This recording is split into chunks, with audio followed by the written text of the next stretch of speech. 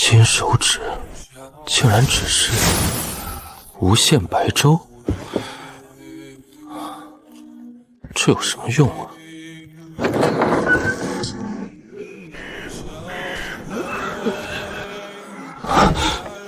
恶表遍地。喂，孩子，慢点儿，还有很多。失粥，官人失粥了，给我一口，求求你！白粥，别急，都有。何处狂徒，竟敢在此私设粥棚，聚众闹事！哼，尔等刁民，竟敢哄抢！此人私自赈灾，已犯律法，给我拿下！大人，我是在救人，他们快饿死了。我看你是妖言惑众，施庸妖法，聚拢流民，意欲何为？莫非想造反不成？求大人明鉴。我看是收买人心吧。寻常人家哪来这许多白粥？你施粥的米从何而来？怎么办？总不至于说自己是穿越来的，自带无限粥锅了。那好，私自赈灾，聚拢流民，行迹可疑，按律当杖责50。1、2、3、4。救人也有错吗？金手指，无限白粥，在这冰冷的律法和暴力面前，可笑的像是个拙劣的笑话。私自赈灾是违反律法的，那么，如果不是赈灾呢？如果不是粥呢？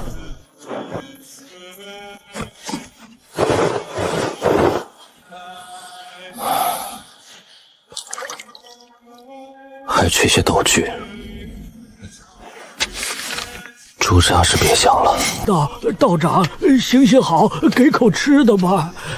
福生无量天尊，贫道云游至此，身无长物，只有清水一锅，与众生结个善缘。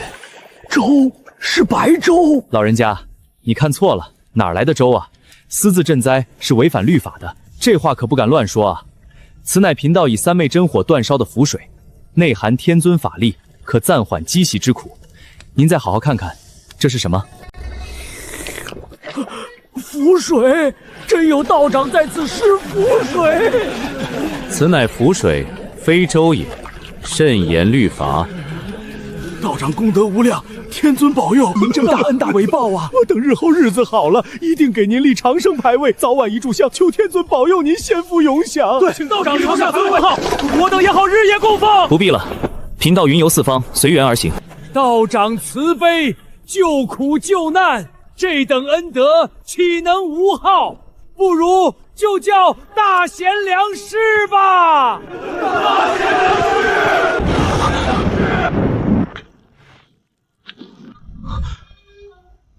苍天已死，皇天当立，位在甲子，天下大吉。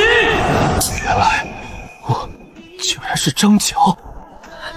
贤师，您就是我们的大贤良师，求贤师带领我们寻一条活路吧。求大贤良师带领？如何带领？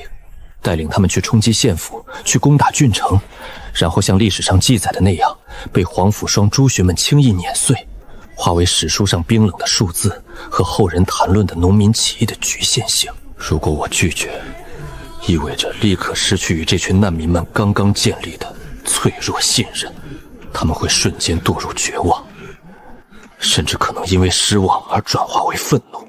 但我更不能轻易答应，一旦扛起这面旗，就再也不可能回头。等待我的将是比50大板残酷无数倍的命运。我必须争取时间，必须更深入地理解这个时代，必须找到或许能不同于历史上张角的那条路。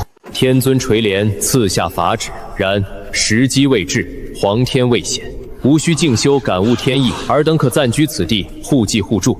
每日此时，吾会在此祈福水，暂解饥渴。谨遵先师法旨，谨遵法旨。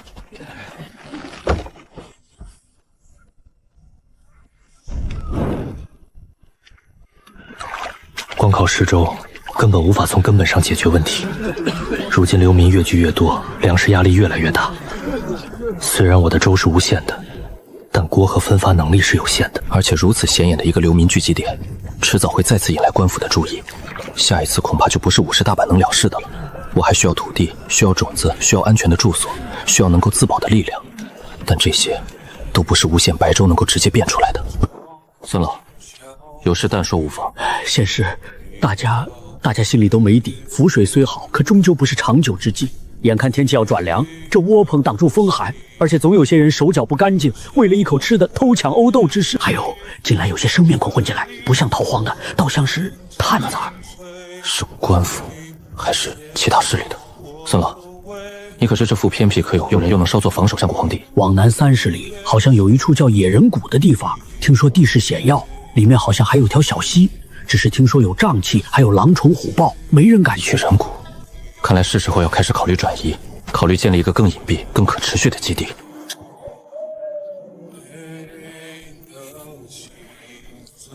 皇天，如果这就是你要我走的道路，此地非久留之所，官府的眼线或许在左近。往南30里，有一处名画野人谷的地方，或可暂避。我需亲自前往查探，往返需2、3日。县师不可，您万金之躯怎能亲涉险地？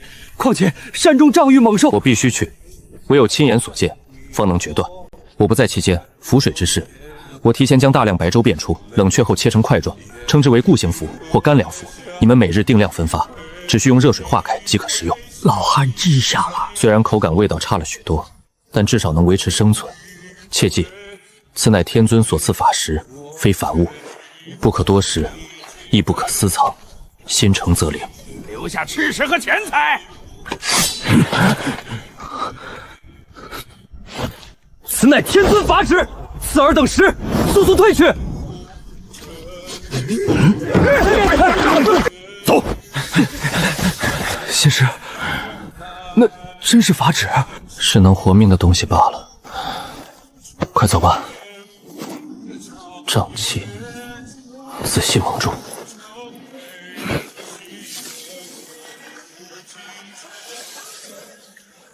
地方虽险，可这瘴气多聚集在低洼背风之处，而靠近溪流上游地势稍高且通风的地方，空气则清新不少。若能清理出那片高地，沿溪居住，或许能避开大部分瘴气。小心，溪水可用，岩壁可易，只需守住隘口便是。什么人？难道要死在这里？死在这荒无人烟的山谷，和这些可能是未来邻居的人自相残杀？不，我们不是敌人，我们是逃难来的，我们有粮食可以分给你们，吃的是吃的。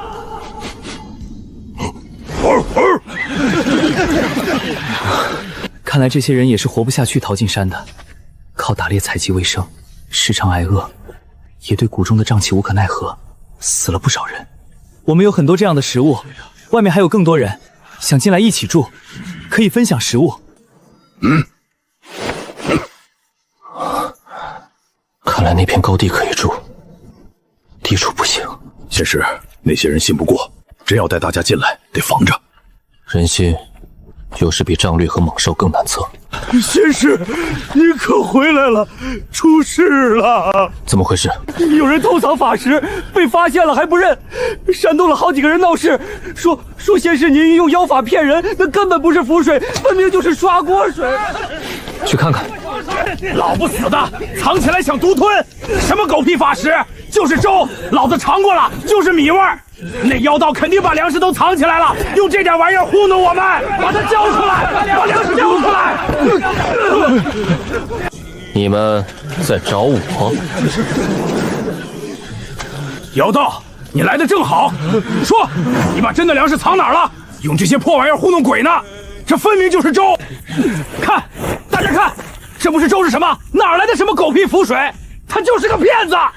贫道曾言，此乃天尊所赐法食，非凡间米粮。心诚者食之可活命，其贪念怀叵测者食之，则遭天谴。放屁！什么天谴？老子现在就吃了它，看他有什么天谴！不能让他得逞。一旦符水只是普通粥的认知被坐实，那我之前所有的努力，所有的伪装，都将瞬间崩塌。等待我的将是比上次更悲惨的下场。冥顽不灵，天尊法旨，岂容亵渎？你看你手中是何物？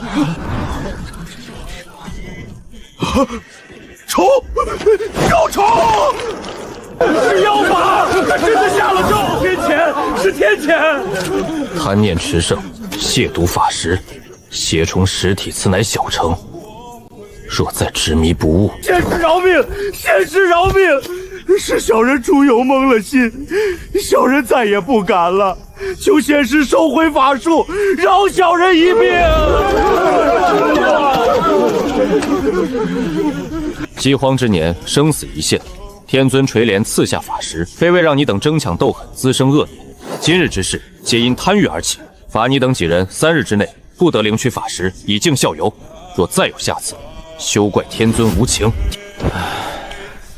仙师，今日真是……若非仙师法术玄妙，今日恐难收场。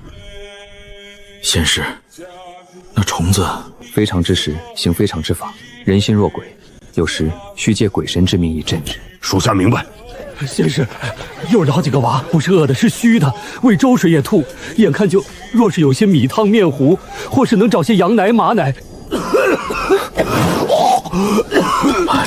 仙师像是伤了内腹，又染了风寒，痰壅气倒。若有好药，或能一救。可现在，仙师，求求您救救我爹吧！您法力无边，求您施展仙法救我爹一命！仙师爸爸慈悲了。我能做什么？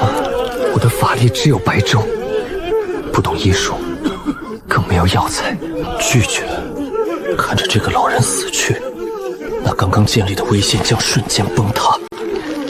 答应，我又能如何救？是，若实在无法，或可再求些符水，或许天尊。又是符水。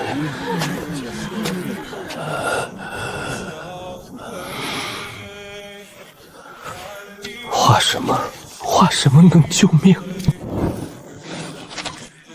扶起来。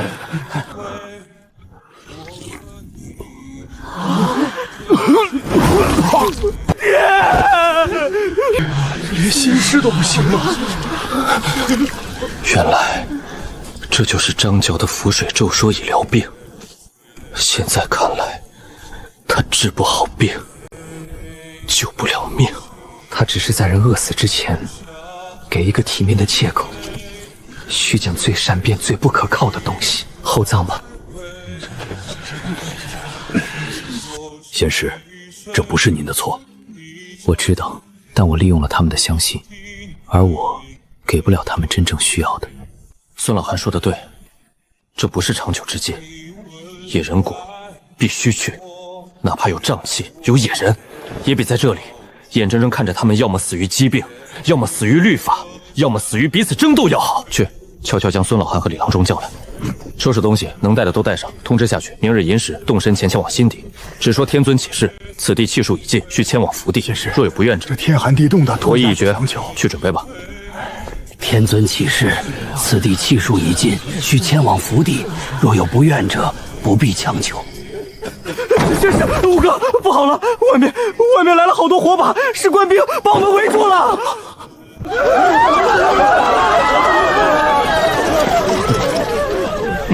先师，怎么办？跟他们拼了，杀一个够本！不可！妖人乱民听着，尔等最坏的担心，终究还是来了。惑人心，现已查明，速交出妖道，束手就擒，可免尔等一死，否则格杀勿论。拼死不过数十青壮，这里大多是老弱妇孺，那是送死。硬抗绝对死路一条，必须拖延时间，必须制造混乱。孙老，你带几个信得过的人，立刻把所有的法师都扔进那口锅里，快去！帮我带你的人尽可能多收集枯石干草，堆在营地四周，尤其是上风口。在前面点火。李郎中，安抚妇孺，让他们尽量趴下，躲到窝棚后面。妖道，你终于肯出来了，还不跪下受缚！浮生无量天尊，不知将军深夜率众至此所为何事？惊扰了贫道清修，亦吓坏了这些苦命的百姓。清修妖言惑众，聚拢流民，私设粥厂，不是图谋不轨是什么？少废话，拿下！将军且慢，将军说我聚众，请看，皆是扶老携幼、掩眼待毙之人，何来众可惧？说我私设州场，更是无稽之谈。贫道乃出家之人，见此人间惨状，于心不忍，在此设坛祈福，以符水暂缓众生饥渴，此乃功德，何罪之有？将军不分青红白白，便要格杀这些手无寸铁的苦难人，岂不怕有伤天和，折损阴德？动手！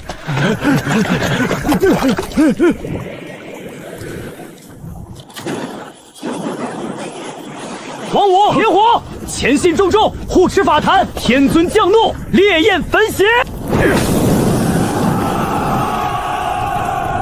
跟狗官拼了！保护剑士，请不跪石块，甚至出刀！反了，给我杀！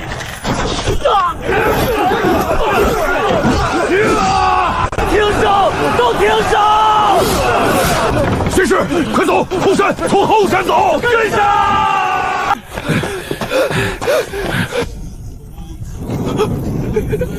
啊！歇一下，我没事，得尽快到野人谷。天亮了，官兵可能会搜山。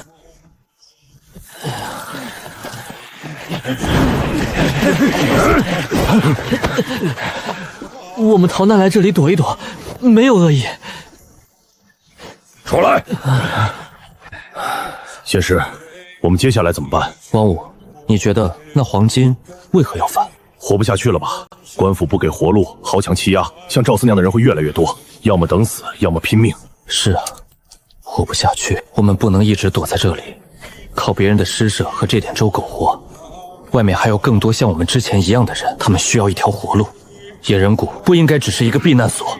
仙师的意思是，我们需要把这里变成一个真正能活下去的地方，能种地，能打猎，能自卫，能让更多的人有尊严地活下来。严首领，我有2个想法，我们可以制作更好的渔具，提高捕鱼效率，同时在高地区尝试开垦土地，种植粮食。渔猎是我们祖祖辈辈传下来的方式，可收获都是石头，到处都砌有种，能种出什么东西来？我明白你的顾虑，你说的这些我们不是没想过，但最终都失败了。我知道。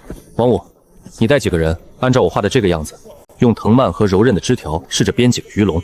孙老，您带几个身体稍微恢复些的人，去高地上清理碎石，收集腐叶和溪边的淤泥，堆出几块小田来做试验。仙师，成了！我们昨天放在回水湾的那个鱼笼，今天拉上来一看，里面困了3、4条巴掌大的鱼，比用树枝扎的好用多了。真能抓到斗鱼！严首领，我现在就把制作方法交给你们。这2个编好的鱼笼，你们先拿去用。去，把我们最好的藤条和枝条都拿来，送给仙师。是。仙师，这几粒豆子金贵得很，这地这么贫瘠，能长出来吗？不知道，但总得试试。在这片瘴瘴之地，种下一颗名为黄天的种子。仙师，不好了，李郎中病倒了，怎么回事？我去瘴气边缘辨认草药，回来就发烧了，是瘴霉。这是邪灵附身了，快离远点儿！仙师，我知道这病没得治，白粥救不了命，规矩挡不了病，我还能做什么？再次焚烧符纸，祈求那虚无缥缈的天尊。仙师，属下你们守住窝脖口，不要让任何人进来。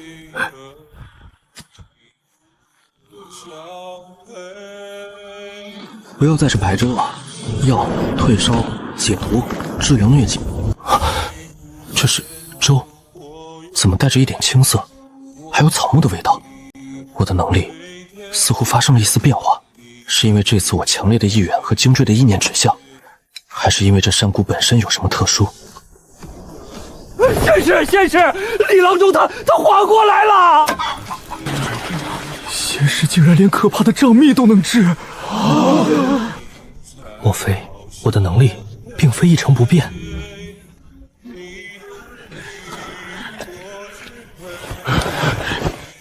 我们愿意更深入的合作，甚至依附。仙师，我们成功了。仙师，这几天又有10几个逃难的人来了，都是听说您能施符水治病，慕名而来的。这里面有个铁匠学徒叫张铁，有个劳农姓陈，还有个落魄书生叫李文。好，张铁，你带着人改进我们的工具，看看能不能做出更坚固的东西。陈老张，农事就拜托您了，多指点指点大家。仙师放心，老汉定当尽心。李文，你帮孙老记录名册和物资，以后还要教孩子们认字。学生遵命。是先师，我一定尽力。先师放心，种地的事包在我身上。好，先师，我的伤已经全好了。我选了几个身强力壮的青年，正在教他们用木矛和警戒。隘口也设了瞭望点和陷阱。先师，您看，结豆子了，真的结豆子了。太好了，虽然不多，但这是我们在这片土地上第一次收获自己种的粮食。诸位，今日我们所获虽微不足道，却证明了一件事：这山谷能活人，但仅靠于此远远不够。我们需要更多的土地，需要种子，需要铁器，需要药品，需要更多的人力。严首领的人熟悉山林，王武的人负责警戒和探索，孙老和李当中管理内务，张铁匠尝试造气，陈老丈负责农业，各司其职，方能长久。然而山谷虽好，终非世外桃源，官府视我等如眼中钉，迟早会有找上门来的一天。我们需有所准备。先师的意思是，我们需要了解外面的消息，需要知道官兵动向，需要知道哪里有无主的流民可吸纳，需要知道或许哪里能换来我们急需的盐铁种子。属下愿往。我也派2个最熟悉山路的族人跟王大哥一起去，务必谨慎，安全第一。我等在此，非为称王称霸，只求一线生机。若势不可为，速速退回。王武他们回来了。先生，外面全乱了。巨鹿那边出了个真正的大贤良师，叫张角。他麾下人马打着黄金旗号，号称苍天已死，黄天当立，已经攻下了好几座县城。官兵和他们杀得天昏地暗，到处都在死人，烽烟遍地。历史的车轮终究还是滚滚碾来了。还有各地州郡都在悬赏妖道张角及其同党。我们之前3岔口的事情，好像也被算在了黄金余闹头上。附近招县都在严查，听说有一路官兵正在朝我们这个方向倾角流寇。黄金已起，官兵将至，这野人谷的安宁到头了。敲响警钟，所有人准备迎敌。快起来，到隘口！慌什么？能拿家伙的跟我上隘口！妇孺老弱躲到西居室后面去，快！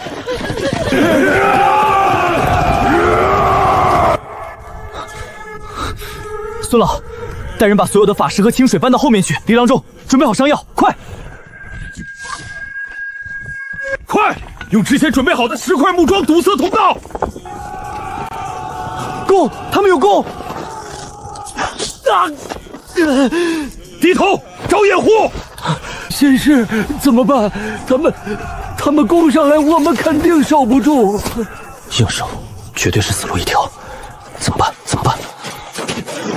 王武，带几个人用最快速度从侧面绕下去到他们后面，不要硬拼，大声鼓噪，扔石头制造动静，吸引他们注意。其他人把能烧的东西都搬过来，枯枝、干草、破布堆在隘口里面，快！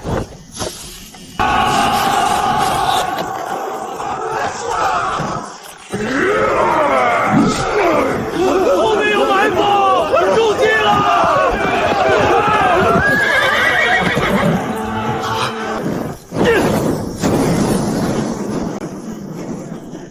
就是现在，泼出去！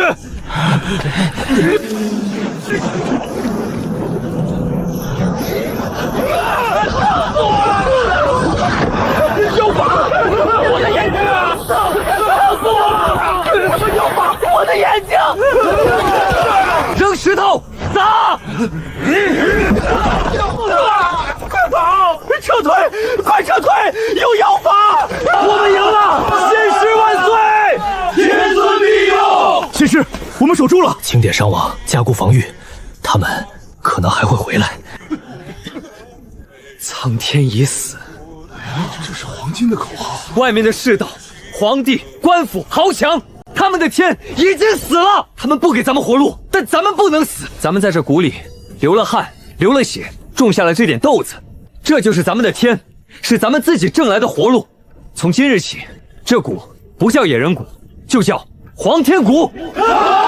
我们的规矩就是黄天的规矩，我们的活路就是黄天给的活路。凡入此谷者，皆黄天子民，互助共生，共抗外敌。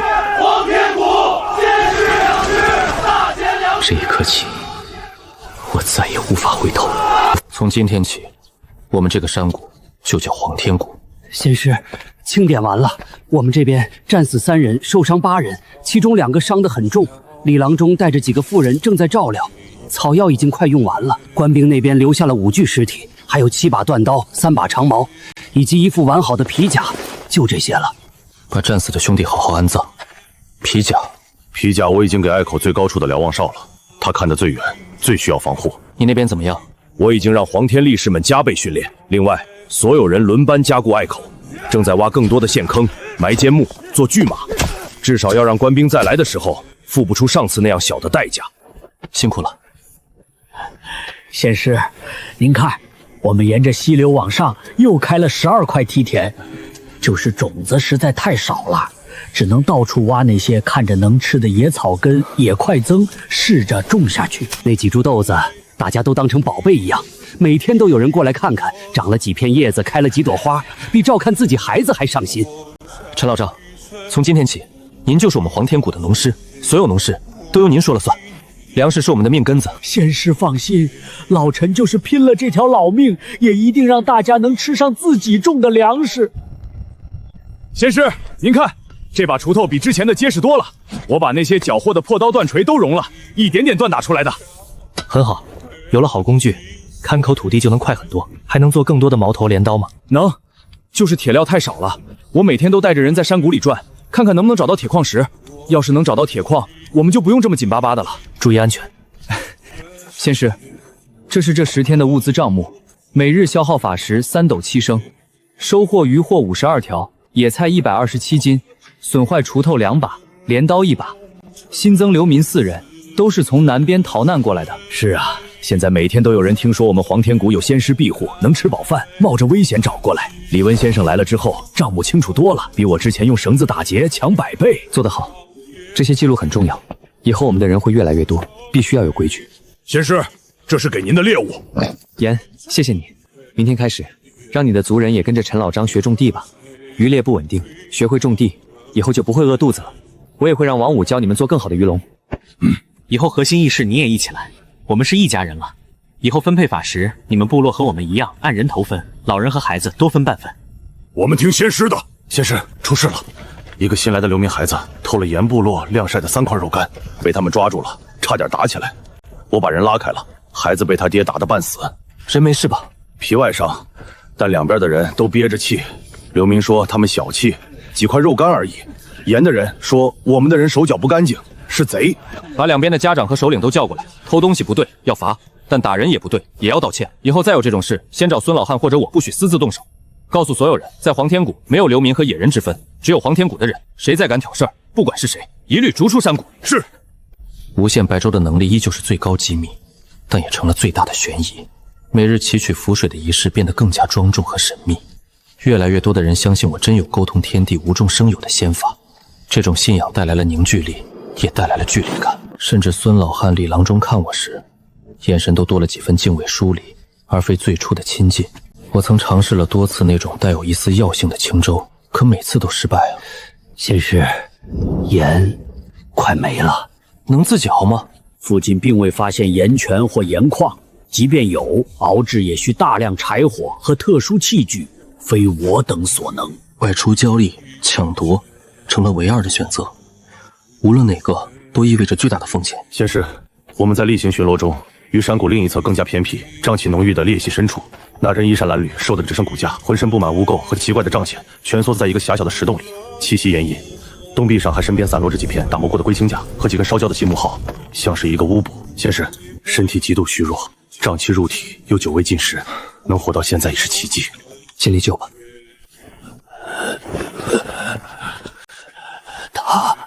他说什么？他说什么？在他们那个土语之人反复说的称谓词，意思是鬼谷，或者更准确的说，沟通鬼神之谷。在我们的古老传说里，这片山脉深处有一个能连接阴阳、预知祸福的神秘之地，由强大的巫石守护，凡人难以靠近。难道这人看出什么了？看出我能力的异常，还是仅仅因为谷中近日的变化和我刻意营造的神秘气氛？你是谁？从哪里来？谁？仙师，看此物，像是占卜用的贮草和龟甲。此人莫非是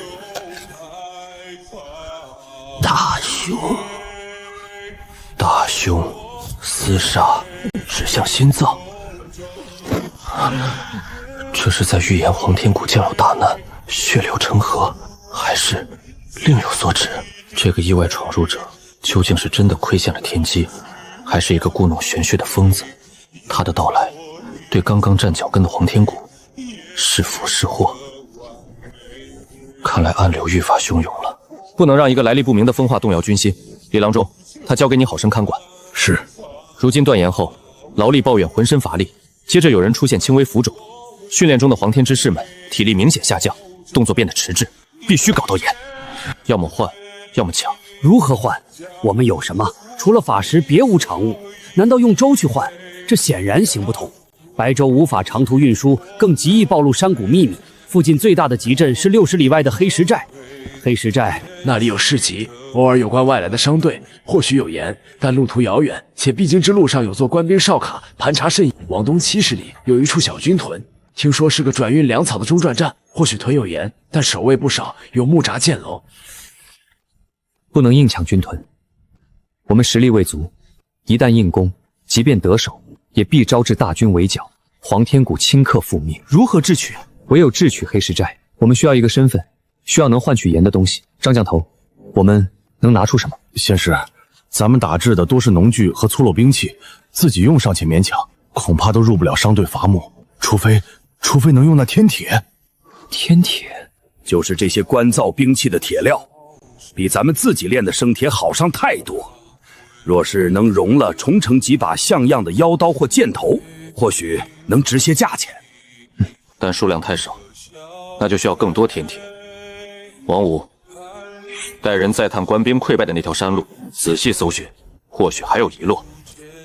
得令。严首领，你的人熟悉山林，可否在周边寻找是否有古战场遗迹之类的地方，看看有没有锈蚀的古代兵器？即便如此，恐怕也不够换取全谷所需的盐。再加上皮货，组织人手，加大渔猎。陈老丈，带人多采集些山珍野果，品相好的一并带上。那谁去？我亲自去。不可！谷主乃一谷之主，万金之躯，岂可轻涉险地？正是因为我是一谷之主，无人比我更懂权衡，无人比我更清楚我们需要什么，能付出什么。况且有些局面，或需鬼谷之名，方能应对。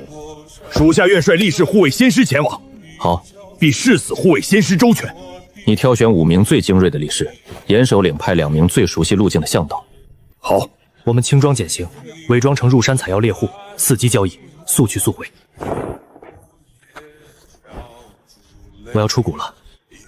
为了盐，你说大凶是指这次出行，还是指别的？内外，内外，内凶外凶，还是内外皆凶？前辈，前辈。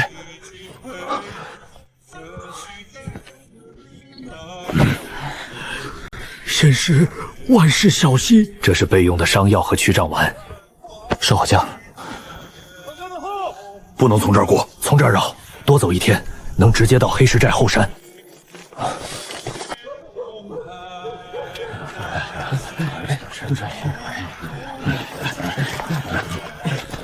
记住，我们是西山里的猎户，采到些老参换盐和铁器，少说话，看我眼色行事。听说了吗？巨鹿那边打得凶嘞，官兵好像吃了亏。嘘，小声点，不要命了。不过这粮价又涨了，盐更是贵得惊人。哎，这世道啥时候是个头？听说北边又闹瘟疫了，死的人都没人买。哟，皮子不错，这铁器看着也还行，哪儿来的？老林子里打的，祖传的手艺打的。走了。你们先带人去打听盐铺和铁匠铺的位置。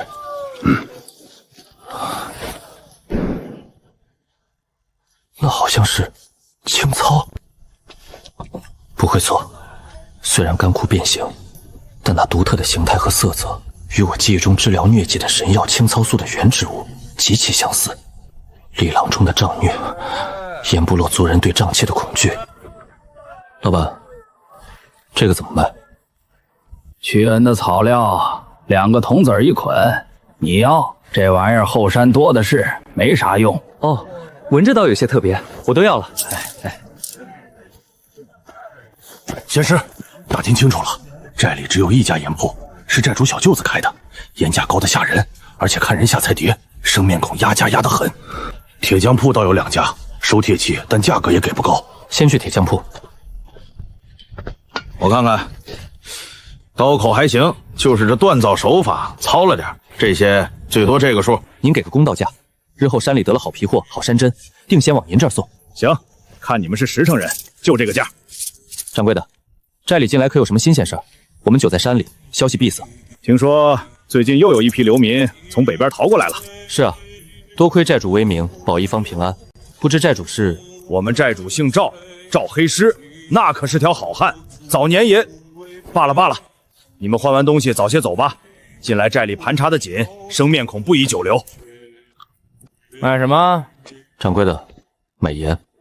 粗盐还是细盐？粗盐50文一斤，细盐100文。什么50文一斤？上个月不才20文吗？这涨得太离谱了。嫌贵别买啊！现在兵荒马乱的，盐能运进来就不错了。过几天说不定还得涨，爱买不买。我们买粗盐，这是1贯钱，给我们称20斤。不行，你们这钱不行。怎么不行？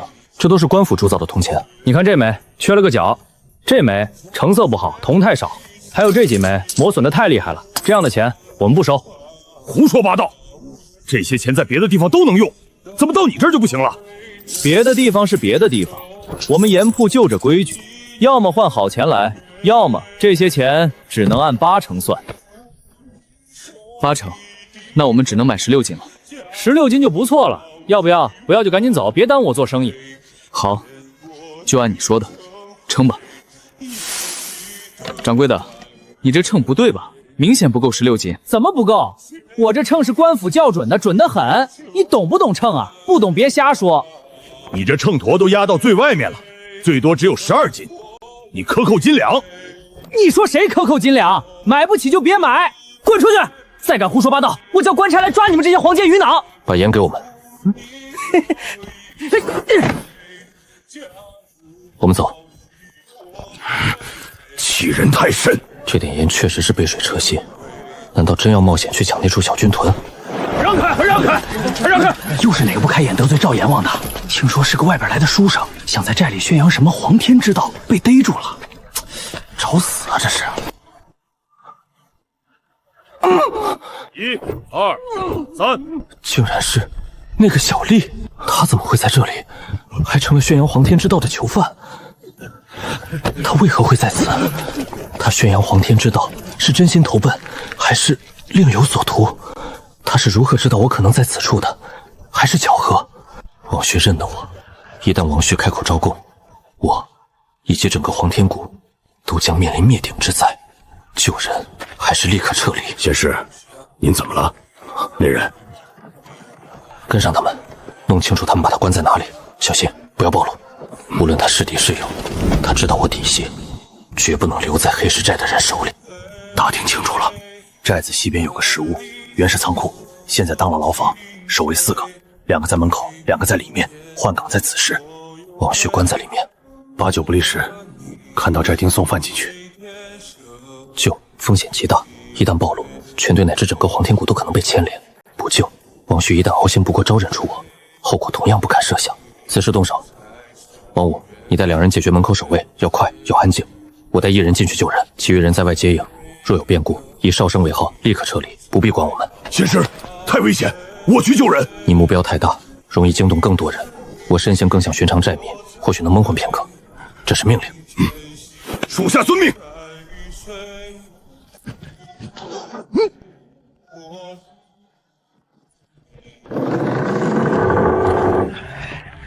换岗这么早，催命啊！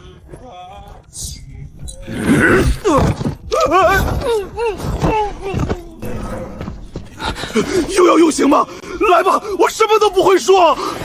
王旭兄，是我，是你怎么会？快走！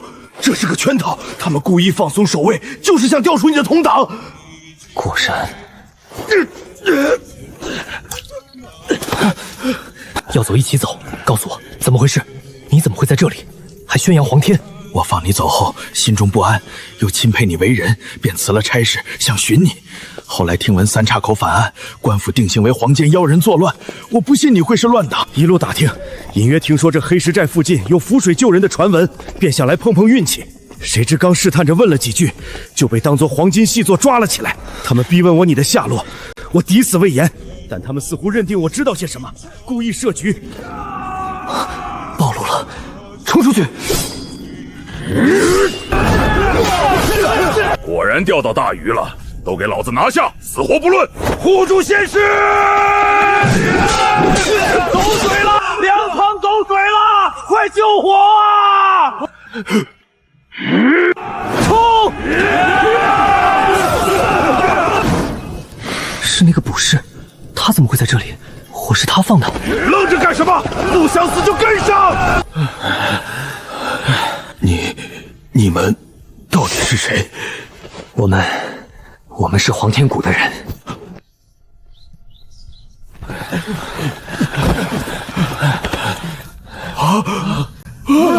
快抬进去李郎中！黑石寨的火光，突如其来的埋伏，惨烈的厮杀，还有王旭，他竟然真的找来了，是为了义气，还是其他？那个卜者，他怎么会出现在黑石寨？火真是他放的，他为什么要帮我们？他那内外凶兆，难道是指黑石寨之行？仙师，伤亡清点出来了，折了3个兄弟，都是好手，其余人皆带伤，换回的盐只够10天之用，代价太惨重了。3名精心培养的力士，换来的却只是杯水车薪的盐。王旭如何？李郎中在看，多是皮肉伤和虚弱，休养些时日，应无大碍。仙师，此人信得过吗？他毕竟是官府出身。我不知道，但他若想害我们，在黑石寨大可直接招供，先治好他，严加看管，我自有合计。李郎中人呢？让他立刻过来。你看看这个，此物名为青操，你可知晓？或许对障妹有效。青操，属下似乎在某本残卷上见过此名，记载模糊，只说其气心寒，主杀虫，治恶疮，并未提及障妹啊。试试，将其捣碎，或用冷水浸泡，取汁液给病患服用。记住，不可蒸煮。属下遵命，这就去试。盐只换来这些，但此番也并非全无收获。第一，我们确认了外界局势更加混乱，官兵与黄金大战无暇他顾，短期内大规模围剿我们的可能性降低。第二，我们找到了或许能治障疟的青操。第三，我们带回了王旭，他与我有旧恩，此次亦因我受累，但其心难测，需观察些时日。盐终究是大问题，10天后怎么办？还能怎么办？要么再冒险出去换，要么就只能打军屯的主意了。不可，军屯守备森严，我们刚经历恶战，力势折损，怎能再动刀兵？那难道等着大家浑身无力，任人宰割吗？盐要解决，但不能再硬来。王须久在官府，熟悉衙署运作和军屯规矩，或许他有不同的法子。仙师是想用他？是用他的脑子，不是用他的人。待他伤好些，我自会去问他。眼下还有一事，我怀疑黑石寨之事并非结束。那寨主赵黑师吃了这么大亏，死了人手，岂会善罢甘休？暗中使绊，散布谣言，勾结官兵，借刀杀人，此乃外患。而内部，那卜者所言内外凶兆，不得不防。新老古民之间，盐部落与我们之间，历经恶战后的恐惧与疲惫，盐荒带来的焦虑，皆是隐患。若此时再有人暗中煽动，或是有细作混入，从今日起，隘口守备再加1倍。王五，你的黄天图示要日夜巡查，不仅防外，也要留意谷内任何异常动静。孙老，分配物资更要公允，若有怨言，及时上报。严首领，约束好你的族人，若有冲突，即刻来报我，不得私斗。王旭兄，感觉如何？多谢仙师救命之恩，在下惭愧。黑石寨中多谢你出言警示，现在可能告诉我，你为何执意寻我，又为何提及黄天？当初放你走，是因觉得你心存人念，非大奸大恶之徒。后来听闻三岔口惨案，官府文书将你描绘成十恶不赦的妖道，我不信。此去立旨，一是心中不安，二是也想看看这世道是否还有别的活法。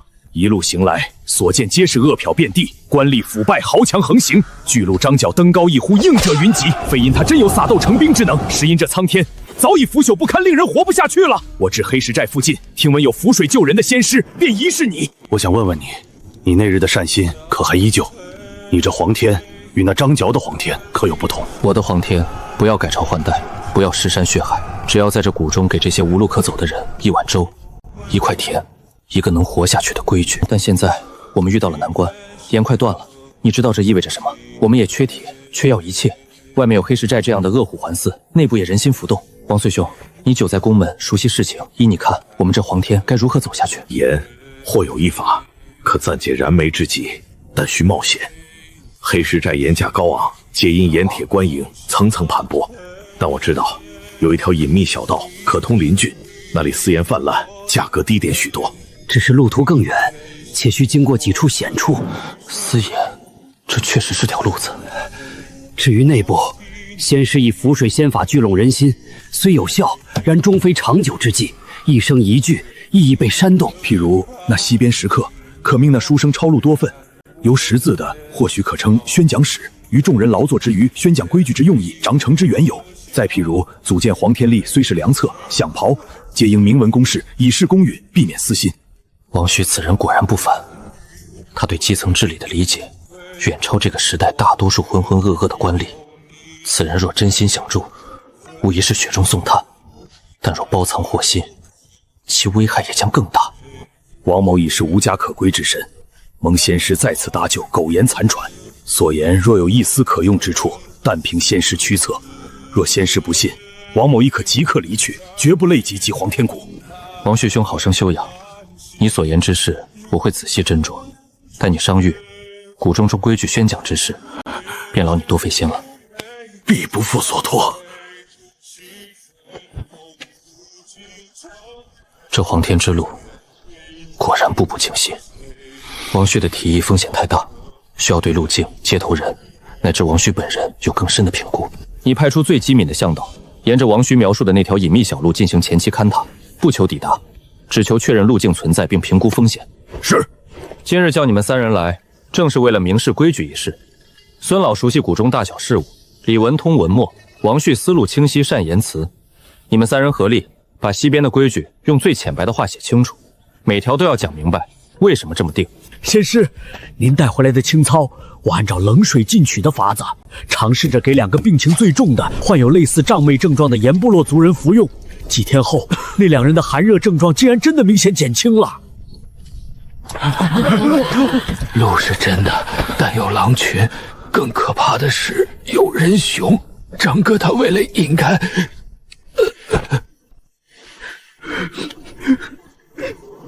人熊到底是什么？山匪还是别的什么？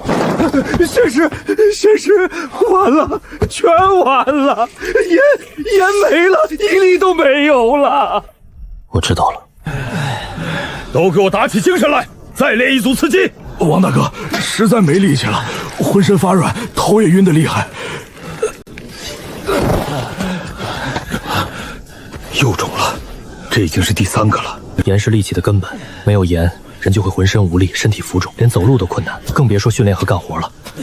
仙师，梯田那边也不行，大家都没力气。今天一上午才开垦了半分地，照这个速，别说是种豆子了，连野菜都种不下去。仙师，不能再等了，再这样下去，不用官兵来打，我们自己就先垮了。是啊，已经有10几个老人和孩子出现了严重的浮肿和呕吐症状，再没有盐，不出3天就会有人饿死、病死。仙师，让我带一队人走私盐之路吧，我不怕死，只要能把盐带回来，怎么样都行。不行，太危险了，人熊和狼群还不知道有多厉害，万一你也出事了，谁来保卫黄天谷？那怎么办？难道就眼睁睁看着大家饿死吗？我去。仙师不可，您是黄天谷的主心骨，您不能去，要去也是我去。仙师王大哥，不好了！隘口瞭望哨发来了最高级别的警号，有大队人马正朝我们黄天谷过来。山里的朋友莫要放箭，我等乃地宫将军张宝麾下渡恶真人座前先锋，听闻此地有豪杰聚义，特来相投，供养黄天圣举。张宝，地宫将军，黄巾军，他们竟然找上门来了。是巧合，还是那卜者预言中的外患，以这种意想不到的方式应验了？接纳，引狼入室，拒绝，火并。我们有能力挡住这近百人吗？其中还有不少看起来能战之者。黄天谷的黄天与张宝的黄天，终究要面对面了吗？地宫将军张宝麾下渡恶真人，张宝是张角的弟弟，在黄巾军中地位崇高。这渡恶真人又是何方神圣，竟能自成一部，还派出了先锋？仙师，怎么办？看样子不是善茬，若放进来，怕是请神容易送神难。戒备，问清来意。下方的朋友，我等亦是避祸山野的苦命人，在此结寨自保，只求一口吃食，并无意参与外界分领。诸位好意心领两管寡，恐难接待诸位豪杰，还请另寻他处吧。寨小两寡，朋友何必过谦？我等一路行来，早已听闻此间浮水仙师的善名，既能广施浮水，救济流民，岂会缺我等兄弟几口饭吃？莫非是瞧不起我的地宫将军的部下？还是说尔等这黄天是假的不成？仙师，他们这是要强闯。应聘是下策，或许可以拖延。诸位兄弟误会了，非是不愿，实是不能。近日寨中染了恶疾，恐传染诸位，这才闭门谢客。不如诸位先在寨外歇息，我等送上些符水聊表心意。待疫情过去，再议相聚之事，如何？恶疾巧得很，我家渡恶真人乃地宫将军亲封，精通符水医术，专治百病，正好可为尔等驱病饶灾。快打开寨门，引我等进去。莫非尔等这恶疾有什么见不得人的吗？仙师，不可力敌，亦不可放任其入谷核心。观其队形，虽号称先锋，实则更像溃兵与流民混杂，其首脑亦未必能完全掌控。或可准其部分人入内观摩符水，其余人暂驻寨外，期间或可寻机分化，探查其虚实。此计虽仍是冒险，但却是在绝境中争取主动的一线机会，将风险控制在隘口附近，避免其直入腹地，同时试探其底细。好，既然真人神通广大，我等也不敢再推辞。然寨内狭小，难以容纳所有兄弟，请头领与部分随从入内观摩符水，其余兄弟可在寨外休息，我等自会奉上饮食，如何？好，就依你所言。不过我至少要带20人进去。可20人还在可控范围内。你就是那位符水仙师，看着倒不像有3头6臂。乱世求生，些许微末伎俩，不足挂齿。不知头领如何称呼？那位渡恶真人又是哪位高人？某家姓胡，兄弟们给面子，叫声胡把脸，乃地宫将军座下首席法师，神通广大，能呼风唤雨，撒豆成兵。如今正率大军北上，广纳豪杰。你等在此小打小冒，能有甚出息？不如随我等共投真人，搏个封侯拜将。孙老，去端几碗符水来，给他们垫垫肚子。这就是所谓的符水。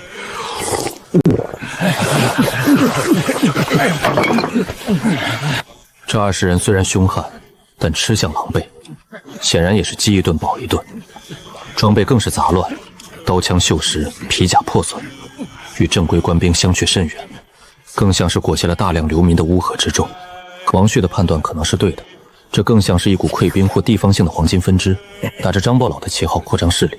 先是这符水果然能保肚，不过光靠这个可养不起太多人吧？我看你这谷里也没多少存粮的样子。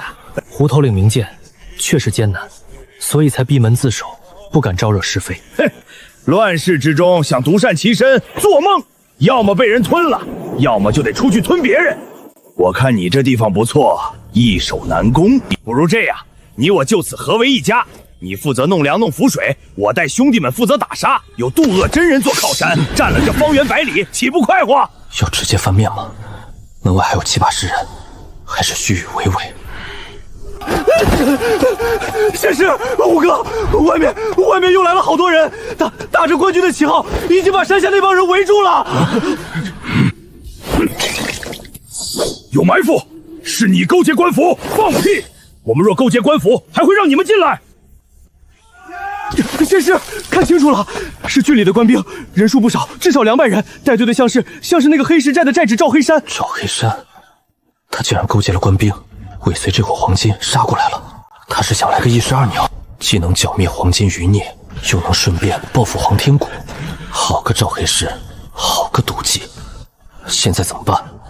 帮着黄金打官兵，那是坐实了造反，与整个朝廷为敌。帮着官兵打黄金，赵黑山会放过他们吗？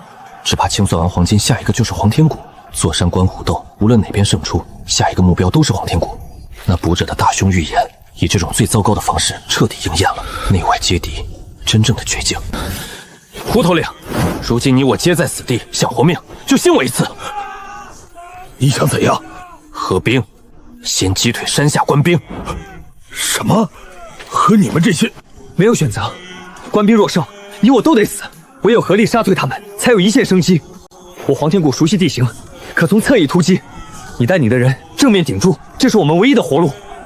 好，就信你一次。若是耍花样，老子先剁了你！王五，开隘口！黄天立誓，随我出击！无论如何，必须杀出一条血路。为了身后这片刚刚有了点模样的黄天，杀光这些反贼！其实这样不行，官兵人太多了。擒贼先擒王。王学兄，敢否再行显诏？贤士吩咐。你即刻带几人向那赵黑师诈降，就说我等愿里应外合，助他剿灭胡八脸，只求他放过黄天谷，将他诱至前线。属下明白。赵寨主，莫再打了！我们愿降，愿助寨主剿灭黄金贼。尔等真愿降？千真万确，只求寨主信守承诺，事后放过我等股民。你们敢卖老子？哈哈，好，识时务者为俊杰。只要你们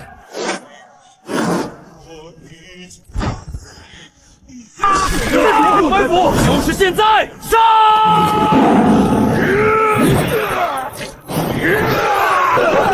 保护寨主！多谢，彼此。胡头领，如何还能有什么打算？老子这点本钱都快打光了。回去找渡恶真人，怕是也没什么好果子吃。林仙师，你这地方不错，老子和这帮兄弟也没处去了。你若是不嫌弃，咱们就真和了吧。以后你说了算，老子给你当个先锋，如何？收留这批悍匪，无疑能极大增强谷中武力，尤其是经过实战检验的武力，风险巨大。但乱世之中，野性未必不能为用。可以，但既入我黄天谷，便须守我黄天谷的规矩，与谷民一视同仁，有功则赏，有过则罚，可能做到。娘的，老子说话算话，以后这条命就卖给黄天谷了。谁不守规矩，老子第一个剁了他！快看，是眼！虽然不多，但足以暂解燃眉之急。更重要的是，那卜者再次出现了。多谢先生再次救命之恩。鬼谷凶兆未退，内外皆敌。沿部落的态度如何？那神秘的渡恶真人和张宝大军是否会报复？还有赵黑师，他逃了回去，岂会善罢甘休？这面旗能庇护他们多久？先师都收敛好了，一共19位兄弟。都记下来了吗？名字、籍贯，家里还有什么人？记了，都刻在木垛上了。等以后太平了，我们给他们立块碑。先师，缴获的物资清点完了，刀剑27把，大多还能用；皮甲15副，破的居多，得修补；长矛43支，箭矢不到100支，还有那袋盐找到了，沾了点血，但还能吃。另外，从官兵尸体上搜出了3袋干粮，都是粗粮。伤亡呢？黄天志士战死11人，重伤7个，轻伤不算，几乎折损了一半。盐部落的战士死了3个，普通谷民在混战中被流言射死了5个。我胡三今日在此立誓，自今日起与黄天谷同生共死。先师指哪儿，我打哪儿。若有二心，若为此事，叫我天打五雷轰，死无全尸，人神共弃。我等与黄天谷同生共死，若有违逆，人神共弃。胡兄弟，请起。请起。诸位，今日胡八脸兄弟和他的弟兄们用行动证明了他们的诚意。从今天起，他们就是我们黄天谷的兄弟。我宣布，任命胡八磊为黄天人氏副统领，刺猬仅在王武之下。他的部下全部编入力士队，与原有弟兄一视同仁，同训练，同吃饭，同打仗。谢先师信任。我胡三这条命以后就是仙师的，就是黄天谷的。诸位，今日我们在此歃血为盟，古有诸侯盟于柯下，约以信；有壮士盟于桃园，义以生。今日我们盟于黄天谷，不为称霸，不为封侯，只为在这乱世之中求一条活路。请大家依次上前，饮下这碗盟誓之水，共事遵守古规，互助共生，抵御外敌。若有违此事，天人共戮。我林默在此立誓，与黄天谷共存亡。我王武愿效死力，老朽这条命也拼了。胡八脸在此，有死无生。你说这些人真的能信吗？他们以前可是打家劫舍的土匪啊！谁知道呢？老东西，可扣到你爷爷头上了。老子拼命的时候，你还在窝棚里哆嗦呢。这点鸟食，塞牙缝都不够。你放肆！规矩就是规矩，狗屁规矩！老子只知道谁拳头大谁吃饱饭。干什么？因何喧哗？这老东西克扣我粮食，分配并无不公。你质疑长者，动手推搡，已触犯古规第7条，不敬尊长，扰乱秩序。按规当罚3日口粮，清扫茅厕3日。凭什么？就为这点小事，老子不服！规矩就是规矩，服也得服，不服，你想试试？虎山，丢人现眼的东西，老子的话都当放屁了！滚去受罚！管教不严，让二位见笑了。果然，光靠高压和惩罚，无法真正收服人心。仙师，兄弟们也惯了，骤然受约束，难免不适。然无规矩不成方圆。黄天谷能存活至今，靠的不是匹夫之勇，而是众人同心，各司其职。仙师，道理我懂，只是兄弟们提着脑袋干活，就图个痛快吃饱。现在这粮会有的，肉也会有的，但需循序渐进。眼下有一事，或可让兄弟们一展所长，亦能缓解谷中困境。何事？盐。王旭曾言有一条私盐小涝，然勘探时折了兄弟，险阻异常。胡头领和兄弟们皆是刀山火海闯过来的，不知可敢探此险路。若成，沿路畅通，谷中粮食肉类供给皆可改善。兄弟们亦是手工，探路厮杀正是某家本行。仙师放心，此事包在我身上，定给谷中探出一条活路来。先生，内患暂平，外敌何在？赵黑石、渡娥真人，还是其他？卦象纷乱，凶星照命，非止一方，有人在看，一直在看。谁在看？龙战于野，其血玄黄，天机已被遮蔽。龙战于野，天机遮蔽。总觉得好几双眼睛在暗中注视着黄天谷，赵黑石的报复，黄金主力的动向，还是其他更未知的势力？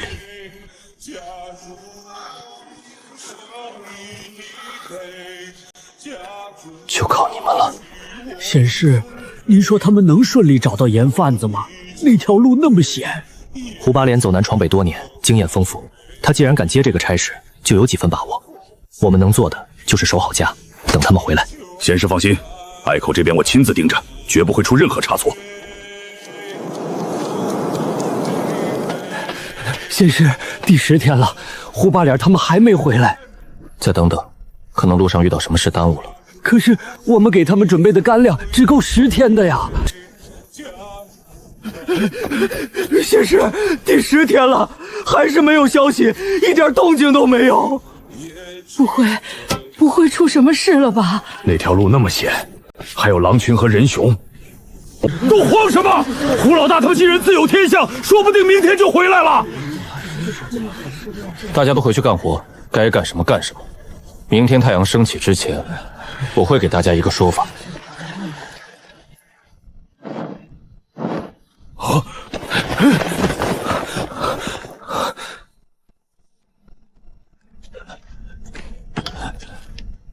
是我们的人，快放吊篮，接他上来！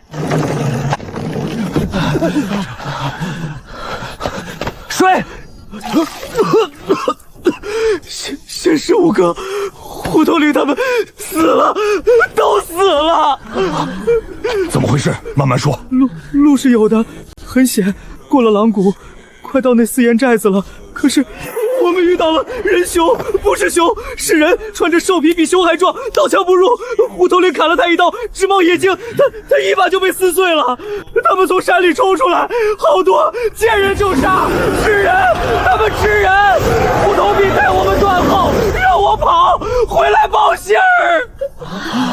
原来人熊是真的，如此恐怖。他们好像是跟着我们从黑石寨那边就跟上了，一直跟着。探路队几乎全军覆没，4岩之路被恐怖的人熊阻断。更可怕的是石头最后那句话，从黑石寨那边就跟上了。是巧合，还是赵黑石或者那渡恶真人这些恐怖的人熊？加强戒备，所有方向加倍警惕。龙战于野，奇血玄黄，这人熊便是那搅动玄黄之血的恶龙吗？还是说这只是更大灾难的前奏？还是没人。仙师，我们昨天就来过了，这里已经空了3天了，卜者好像又走了，什么东西都没留下。仙师，还是没找到卜者吗？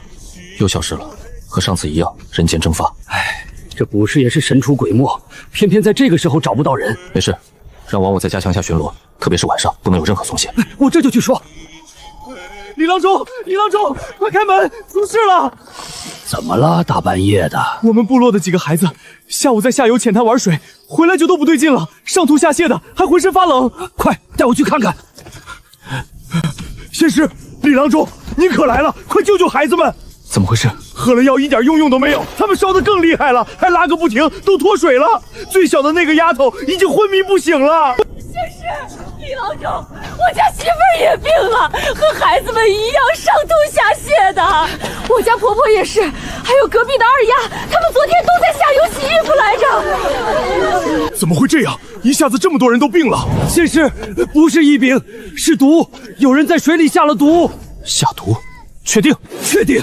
症状虽似寒症，但脉象急促而乱，舌苔发黑，呕吐物中有极淡的苦杏仁味，应是某种矿物剧毒，投入溪中，虽被大量流水稀释，毒性大减，不足以致命，但足以让饮用中下游者重病。若非发现及时，孩子们怕是在赖以生存的水源里。这不是外敌入侵，这是来自内部的罕见、阴毒、卑劣，目标是毫无反抗能力的妇孺。是谁？是对谷中规矩不满，怀恨在心，严部落的敌人，还是早就去混入谷中的细作，赵黑石的人，或者那神秘渡恶真人的案子？立刻封锁消息，对外只说是误食了毒菇，统一口径。李郎中，全力救治病患，所需药材优先供应。王旭，立刻暗中排查所有近日接近过下游水源的可疑人员。王武，加强内部巡逻，尤其是水源地附近，发现任何行迹可疑者，立即拿下。仙师还是没有头绪，我把下游的水、泥土、水草都取样查了个遍，甚至连孩子们玩过的石头都化验了，就是找不到毒物的来源。这毒太奇怪了，无色无味，发作又快。我也查了所有最近去过下游浅滩的人，挨个盘问了一遍，没有发现任何可疑之处。每个人都有不在场证明，而且互相可以作证。这可怎么办啊？现在大家都不敢靠近下游了，连洗衣服都只能跑到上游老远的地方。已经有3个孩子没挺过去，再查不出是谁干的，还不知道会出什么事儿。再查，把范围扩大，所有最近半个月内经过谷的陌生人，还有和外界有过接触的人，一个都不能放过。换岗了，老李，你可以回去睡觉了。老李，你在哪儿？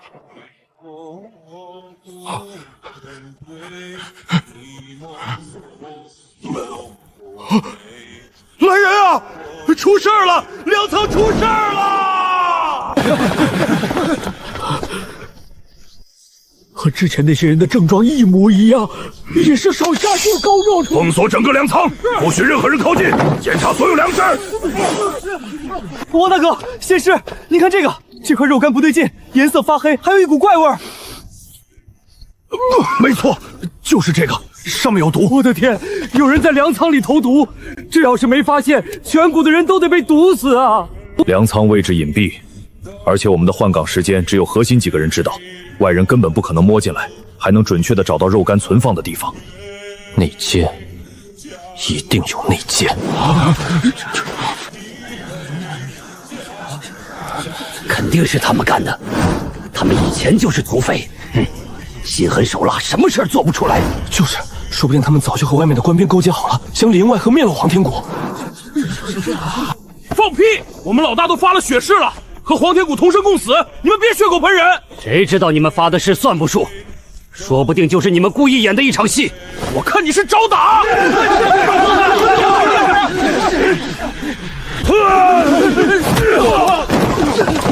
都给我住手！现在是什么时候？敌人还没打进来，我们自己人先打起来了，是不是正合了内奸的意？没用的东西，还不给我滚回去！二哥，他们闭嘴！再敢惹事，我废了你！哼！明枪易躲，暗箭难防啊！卜者说的内外皆敌，原来是这个意思。仙师，怎么了？我有话想单独跟你说。关于内奸的事，我好像发现了一点线索。此次中毒者，包括粮仓守卫，皆是最早一批跟随仙师的老人，或是岩部落的族人，而后来者，尤其是胡头领部下，竟无一人中毒。你的意思是，这目标明确，并非无差别伤人，更像是在清除老人，挑拨离间。其目的或许不是立刻多少人，而是要瓦解谷中人心，为外部攻击创造条件。好毒辣的计策！如果真是这样，那内奸的目的就不是简单的破坏，而是里应外合，彻底摧毁黄天谷。会是谁？可能是早已混入我等之中的其他人。仙师可还记得，我们收留的流民来历并非个个清晰。仙师，王先生，阿木醒了，他好像看到了什么。昨夜子时前后，我好像听到粮仓后面有动静，就过去查看，好像看到一个黑影，很瘦小，动作很快。我刚想喊，就闻到一股怪味，然后就什么都不知道了。难道是他？大叔啊叔！如果他真是内奸，那黄天谷从一开始就在他眼皮底下。立刻去找那个捕人！敌暗我明，内忧外患，这黄天谷竟已危机四伏到如此地步了吗？必须把他揪出来！粮仓被袭，兄弟中毒，这是触了我的逆鳞。但他现在消失了，如同鬼魅，我们如何去找？他既然费尽心机布下此局，绝不会就此罢手。只是开始，意在挑拨离间，让我们自乱阵脚。他必定还有后手，或许就在等外部攻击的信号。王霄兄说的对，他现在隐藏起来，我们盲目搜寻反而打草惊蛇，不如将计就计。将计就计？他不是想制造混乱，等外部攻击吗？那我们就给他一场混乱。假消息了！仙师病倒了，旧伤复发。李尚一摇头，肯定是仙师不行了。都散开，别聚在一起！仙师，大事不好了！救治中毒者的那味关键药材青草配的辅药，马上就要用尽了。怎么会这么快？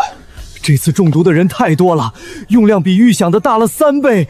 再不去采，后面再有病人就只能等死了。我知道谷外北边那座断魂崖的背阴处有，就是路太险了，平时没人敢去。人命关天，不能耽误。你们两个立刻收拾东西，护送李郎中出谷去断魂崖采药。可是王大哥，我们两个是专门负责看守隘口主哨的呀，我们走了，隘口那边就空了。什么空了？我会让胡扎头的人暂时顶2个时辰，救人要紧，快去！出了差错，我唯你们是问。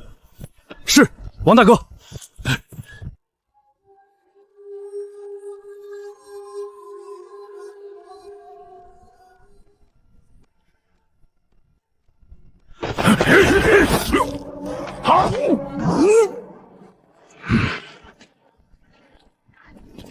果然是你！你们怎么识破你的？你的戏演得很好，可惜太心急了。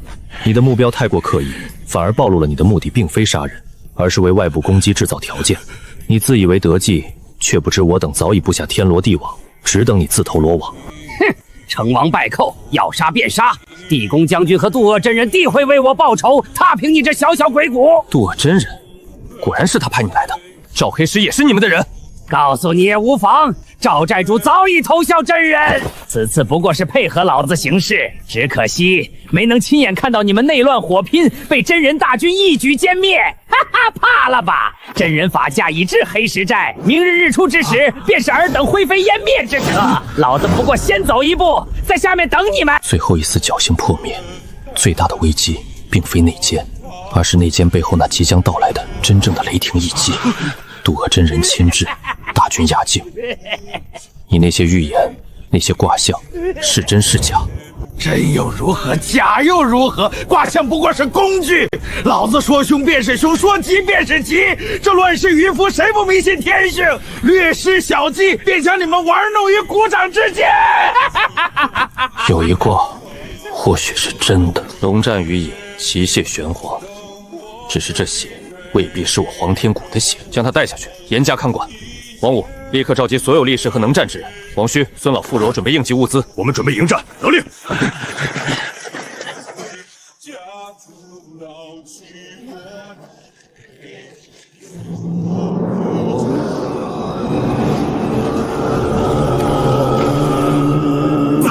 装神弄鬼！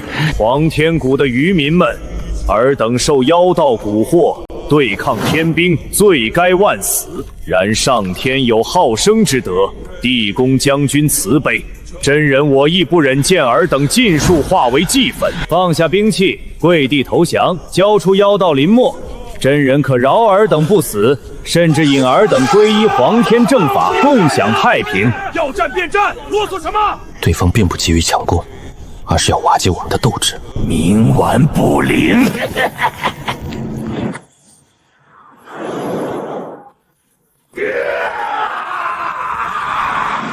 顺天者昌，逆天者亡。有法，我中剑！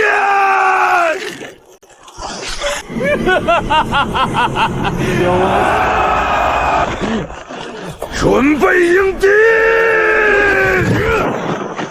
不能这样下去，士气一旦崩溃，隘口必失，必须做点什么，必须对抗这邪法。可是怎么办？我只有白粥，难道用粥泼他们吗？不对，我的能力似乎能回应强烈的意念。那次之障脉的清粥，或许可以。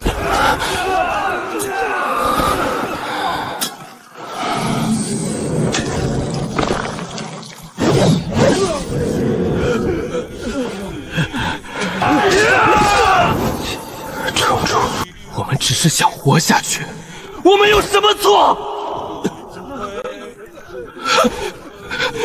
黄天救我！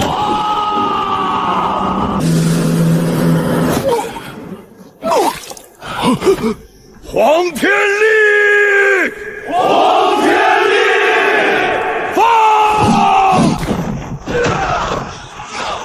放！黄天力！无主替我杀！难道真要亡于此地？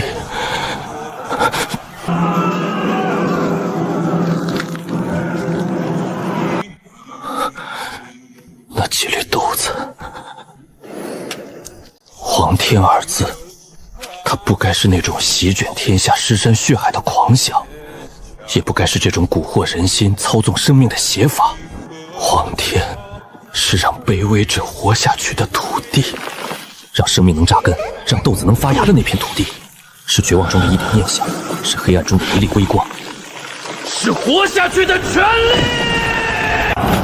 以此豆为祭，以此骨为凭，愿我黄天后土载物，生生不息。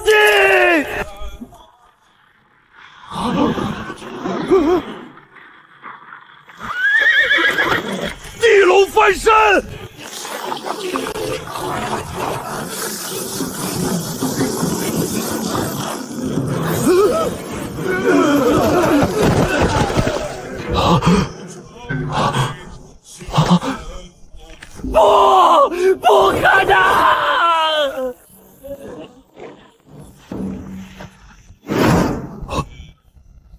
下去，击溃他们！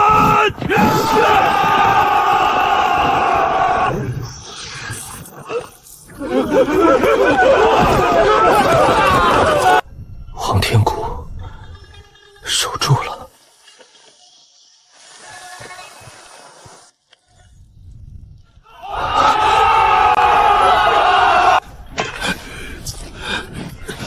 先师，我们守住了，守住了。可代价是什么？黄天氏战死19人，重伤残废者5人，还能站立的不足10人。连部落战士死7人，普通青壮古民死11人。妇孺在混乱中也死了3人。先师，那些人怎么处置？杀了数十条人命，放了恐疑后患。收留粮食从何而来？他们大多也是被蛊惑、被裹挟的可怜人，皆是苦命人。愿留下者，须歃血盟誓，守我骨龟，与我等一同劳作，不得有误。若有异动，格杀无论。不愿者，收缴兵器，驱出山谷，自生自灭。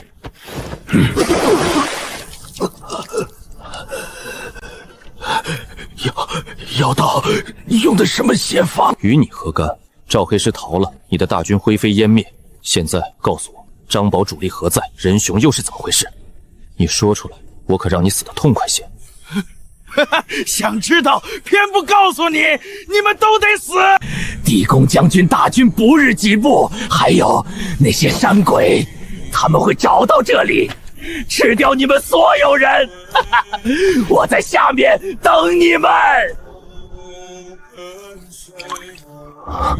这些豆苗是因我而生，还是这黄天谷的土地本就他们驱散了邪法，但也吸走了生命力？那些软倒的信徒，并非完全因为邪法被迫，或许也被这些豆苗汲取了生机。是恩赐，还是诅咒？胡八脸他们死了，死在山外，尸骨无存，很多人死了，埋骨于此，但还有人活着，豆苗还在生长。清点所有存粮、工具、人手，重新编制队伍，能战者与劳力合并，轮流守隘劳作。这些豆苗暂且保留，观察其性。李郎中，尤其注意是否对人畜有害。从明日起，所有们要在冬天到来之前开垦出更多的田，储备更多的食物，打造更多的武器。黄天谷还在。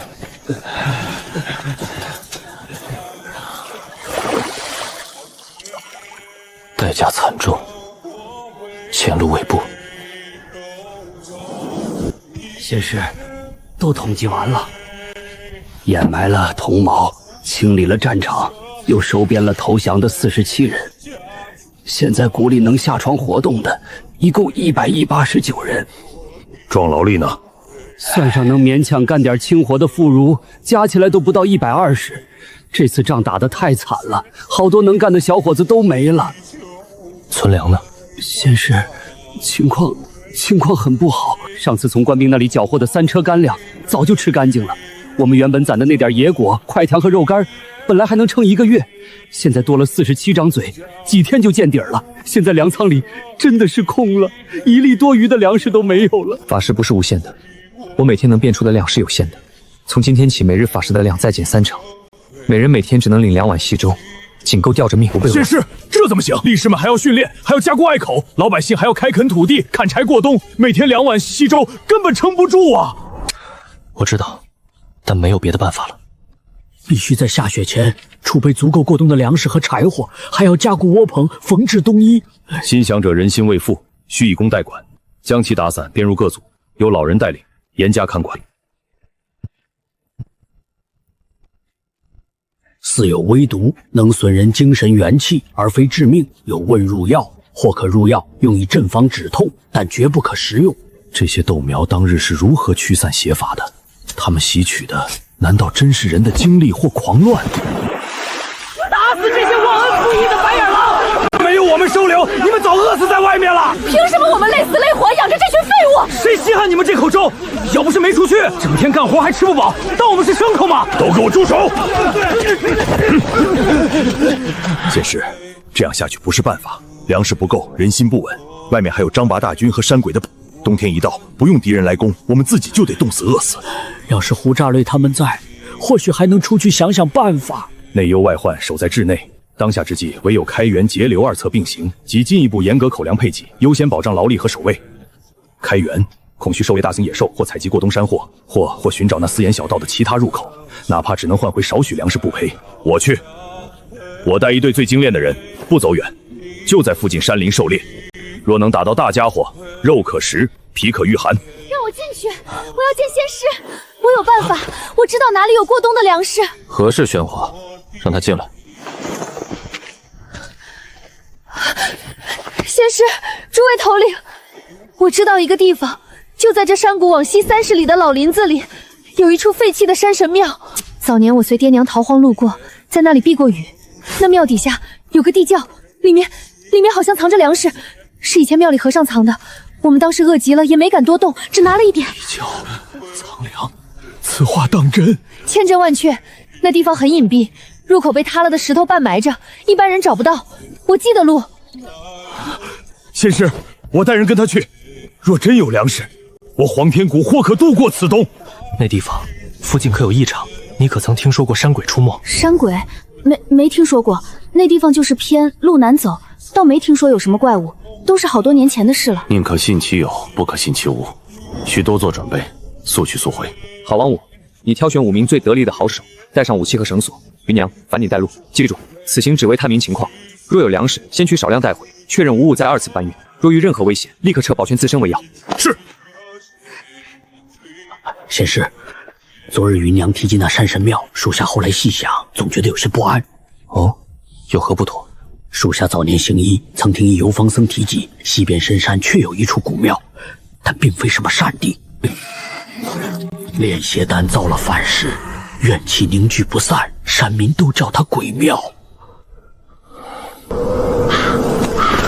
鬼庙、邪丹、怨气，芸娘只说是废弃避雨，可没提这些，是芸娘不知情，还是她刻意隐瞒？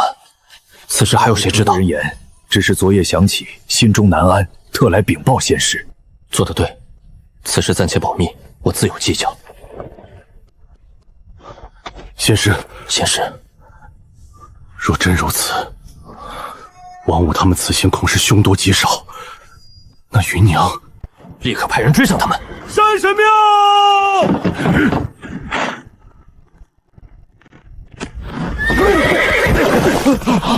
山神庙是陷阱，果然是陷阱。芸娘，她竟然是奸细，她用她丈夫的死和编造的故事骗了所有人。我要宰了那个骗子！站住！现在杀他有什么用？怎么办？派人去救，来不及了。30里山路，等赶到，一切早已结束，很可能救兵也会陷入重围。不救，眼睁睁看着王五和5名最忠诚得力的手把手下送死。仙师，你看，是官兵还是黄金？屋漏偏逢连夜雨，内有奸细未除，外有伏兵陷阱，现在又有大军压境。仙师，他中了毒，和之前粮仓的迹象类似。那间不止芸娘一个。王旭，你立刻带人控制住芸娘，但先不要杀她，严加审讯，问出她知道的一切，尤其是关于山鬼和赵黑师的布置。孙老、李郎中，组织所有妇孺和老弱，立刻转移到后山那个最隐蔽的洞穴，带上所有能带的粮食和物资，其余所有能拿动武器的人，全部上隘口，准备死战。兄弟，对不住，我必须先守住这个家。敲响警钟，黄天谷死战！一息东面！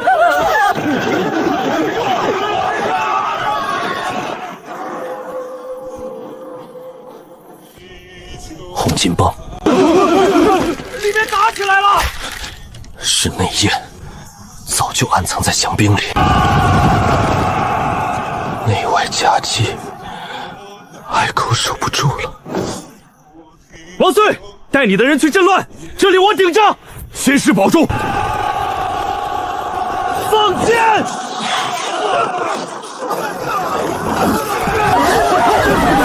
就要结束了吗？所有的努力，所有的挣扎，最终还是逃不过覆灭的命运吗？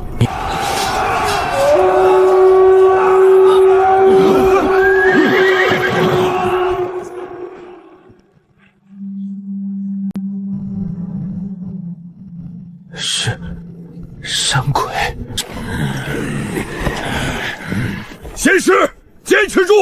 援兵到了！援兵，山鬼竟是援兵！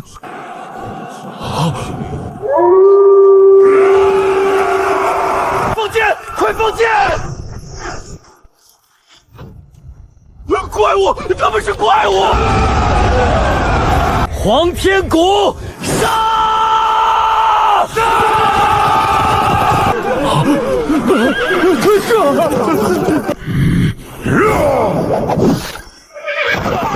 刘当家，仙师，我们回来了。帮我，你们这是怎么回事？我们跟着云娘前往所谓的山神庙，一路无事，直到接近那处却存在的废弃庙宇时，云娘突然借口小喜脱离队伍。山鬼、土匪，帮助！原来山鬼并非同族一体，存有派系之分。这些出手相助的，似乎是对抗那些被邪法控制的同类的。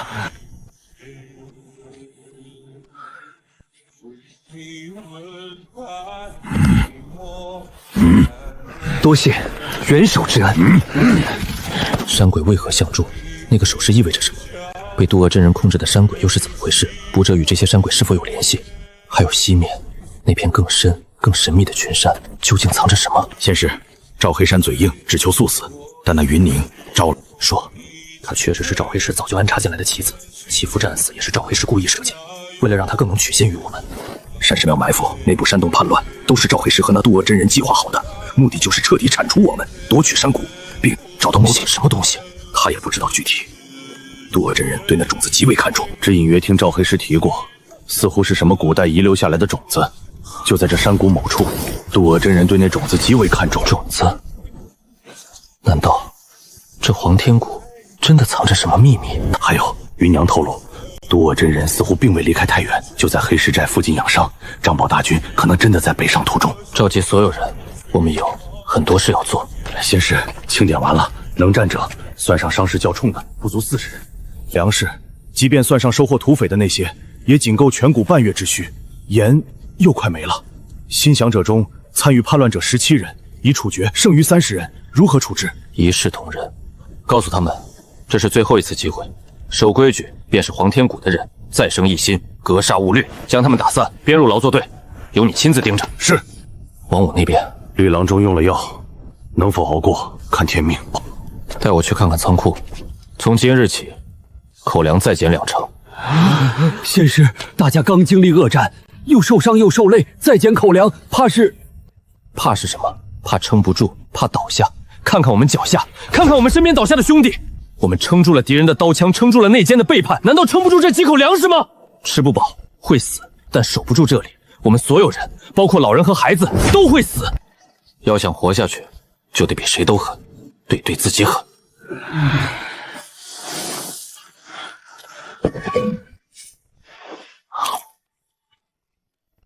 盐，王燧，带我去看看赵黑师和云娘的随身物品。精盐、符号，线索似乎又联系起来了。赵黑师有来自外界的精盐，证明他们确实有稳定的补给渠道。收好，这盐关键时刻再用。这符号，记住它。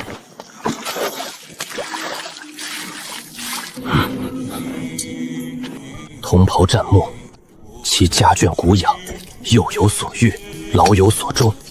叛谷投敌者，虽远必诛，天下共击之。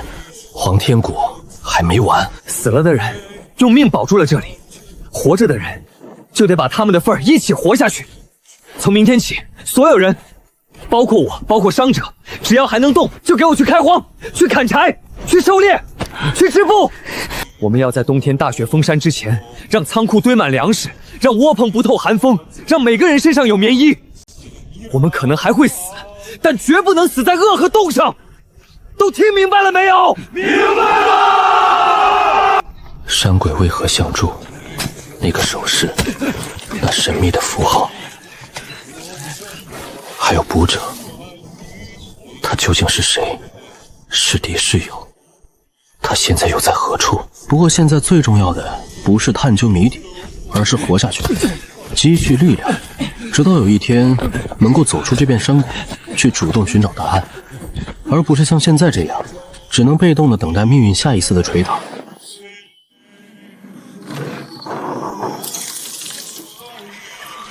冬天终究还是来了。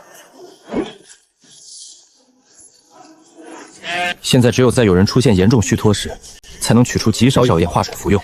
每一粒盐都关乎性命。王旭，你每日工作就是巡视，严格执行口粮配递和劳作分工。偷懒、私藏，甚至多拿1根柴火，都会受到严惩。非常时期，只能用非常手段。是。小心！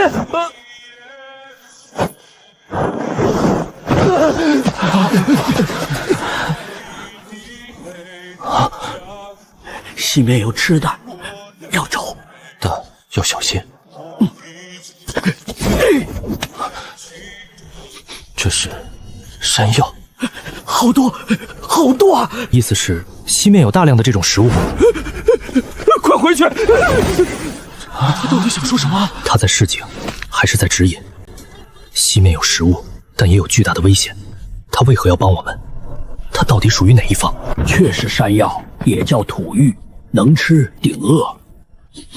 但这季节地表根本地下找不到，除非能找到他们和更深处未知区域的方向。先是卜者之言，不可全信。粮食危机迫在眉睫，任何一点希望都无比珍贵，但不赦的行为太过诡异，难以信任。王旭，你怎么看？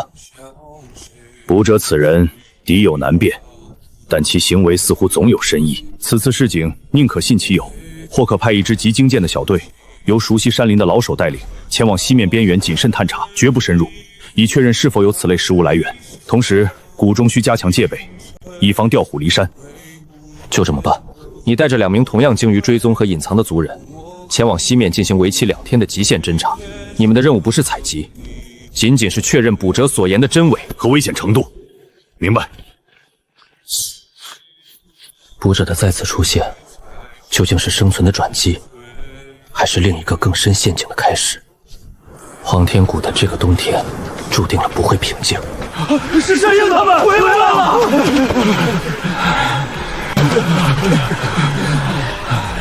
怎么样？发现了什么？其实有，真的有很多。就在黑风涧过去一点的背风坡，一片地被拱开了，下面全是这种土芋，多得像做梦一样。粮食，真的有大量的粮食，但是有看守，不是山鬼，是别的东西很多，像巨大的披着硬毛的野猪，獠牙有这么长，凶得很。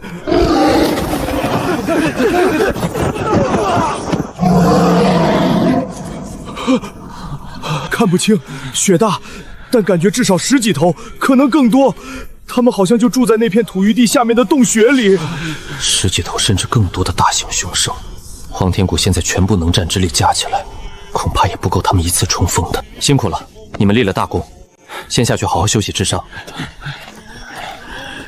先是，这看得见吃不着，更折磨人啊！硬抢肯定不行，我们耗不起任何人命，或许可以智取。如何智取？用陷阱。那种体型的猛兽，寻常陷阱恐怕无用。用火攻，雪地难以燃起大火，且极易暴露我们自己，引来其他危险。山鹰说，那些巨兽是看守，他们住在土域地下的洞穴里。他是这么说的。他们以土域为食，应是如此，否则为何聚集在那里？如果我们不与之争抢地上的，而是分享呢？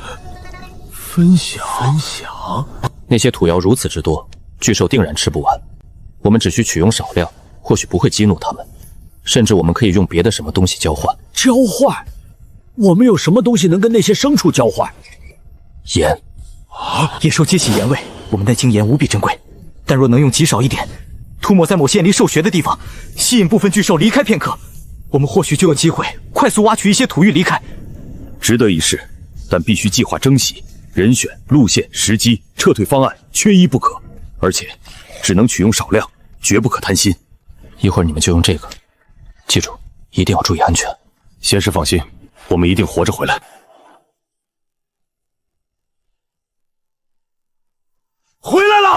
们回来了！成功了，仙师，我们成功了！那岩真的有用，几头最大的家伙被引开了。我们只有不到1炷香的时间，拼了命的挖，刚撤出来就听到后面兽吼连天，吓死人了！好，你们立了大功。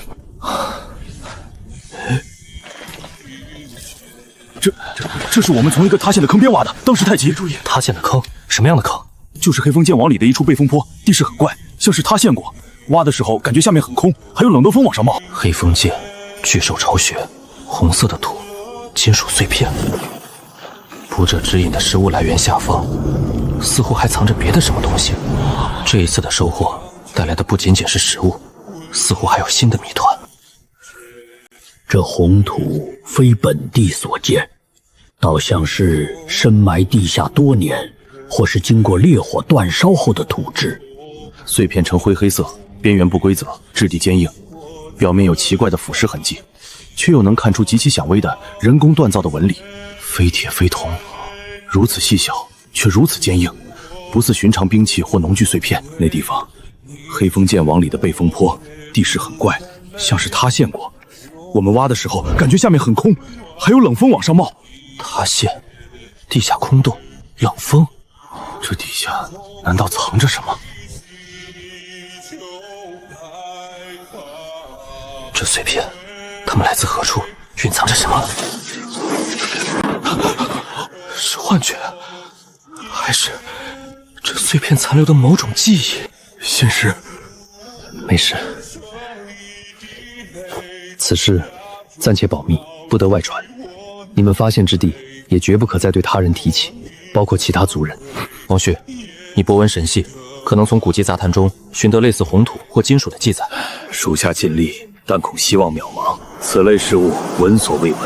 仙师，负责看守召黑师的人报告，召黑师近日有些异常。异常？不再像之前那样吵闹求死，反而变得很安静。时常侧耳这种听着外面的风雪声，嘴里似乎念念有词，像是在计算着什么。而且他桃而如意的笑容，计算。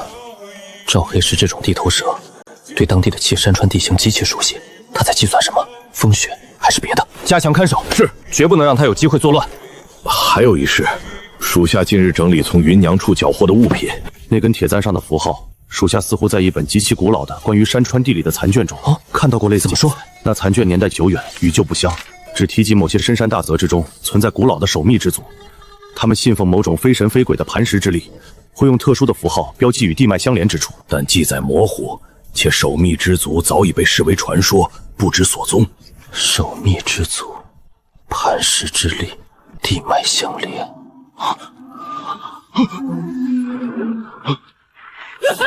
来了，他们来了，听到了吗？地龙翻身，鬼门关开，你们完了，黄天谷完了，谁都跑不了。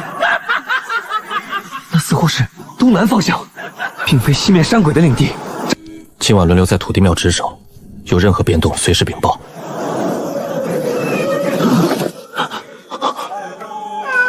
幻听？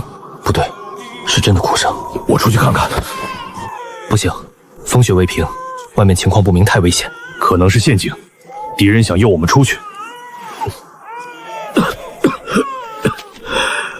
或许是附近山民逃难，遭遇不测，乱世之中，一子而食都不稀奇。一个被遗弃在雪原的婴儿，似乎也并非完全不可能。王五，你尚未好，守在这里。王潇，点5个人，带上绳索、火把、武器，跟我出去。是。打开隘口小门，用绳子互相拴住腰，绝不可分散。一旦有异动，立刻退回，跟紧我。仙师找不到。或许真的只是幻觉，或是陷阱已经失效。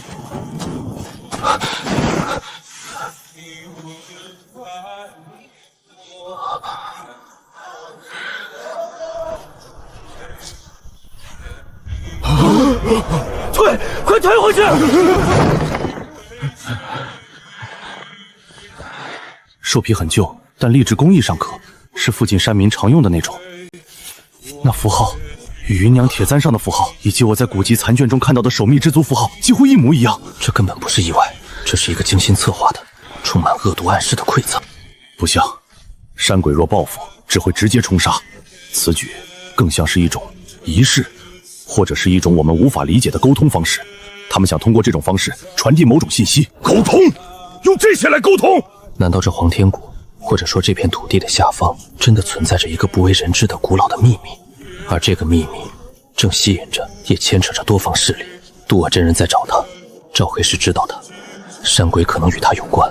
而现在，这个守密之族也用这种极端的方式发出了他们的信号。他们想表达什么？警告我们离开，还是别的？那婴儿又是谁？那断指的主人是谁？为何要采用如此惨烈的方式？李郎中，能看出这婴儿和断指死了多久了吗？婴儿应在2日内冻毙，至少断了几十年以上了。埋了吧，找个地方好好安葬这孩子。至于那截手指，一并埋了。今日之事，所有人不得对外泄露半个字，违令者严惩不贷。仙师，此事太过蹊跷诡异，恐非吉兆，是否要加强谷内侦查，尤其夜间？不仅要加强巡查，还需立刻审讯赵黑师和云娘，他们定然知道些什么。特别是赵黑师昨日的狂笑，绝非无故放肆。非常之时，需用非常手段。仙师，赵黑师他死了。怎么死的？就那么死了。刚才还好好的，突然就开始抽搐，眼睛瞪得老大，嘴里冒着黑沫子，没几下就没气儿了，像是中了剧毒。中毒？在严加看管之下，如何中的毒？是藏在牙里的毒囊，他是自己咬破毒囊自尽的。云娘，还有云娘！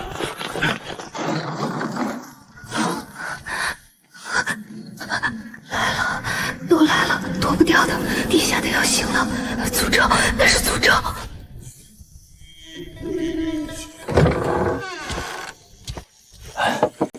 仙师，都3更天了，您还没歇着？再看看，这些东西太奇怪了，越看越觉得不对劲。您都连续熬了3个通宵了。昨天李郎中过来给您诊脉，说您气血虚的厉害，再这样熬下去，身体会垮的。知道了，放着吧。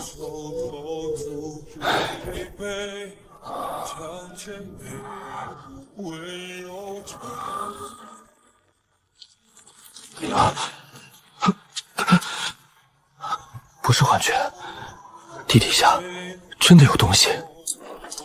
怎么了？你们没听到什么声音，没感觉到地面震动？没有啊，仙师，只有风声。只有他听到了，只有他感觉到了，是幻觉，还是？咦，好像地底下是有点什么声音，像是老鼠打洞。好像是有点。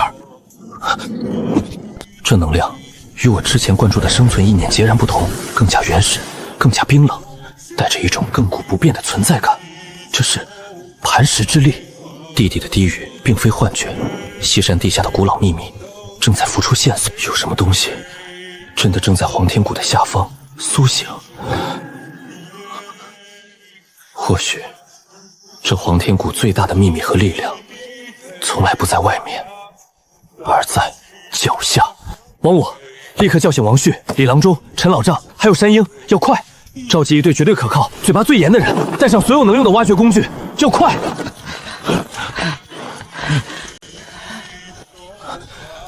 我怀疑，我们一直寻找的答案，甚至渡恶真人寻找的种子，可能就在这谷中地下。哇！我们必须挖开看。那里，我感觉那里的回应最强。动作轻点，先从这儿往下挖。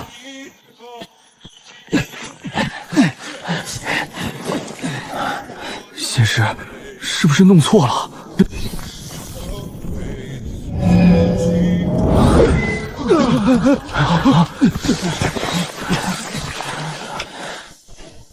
这是绝非天然形成。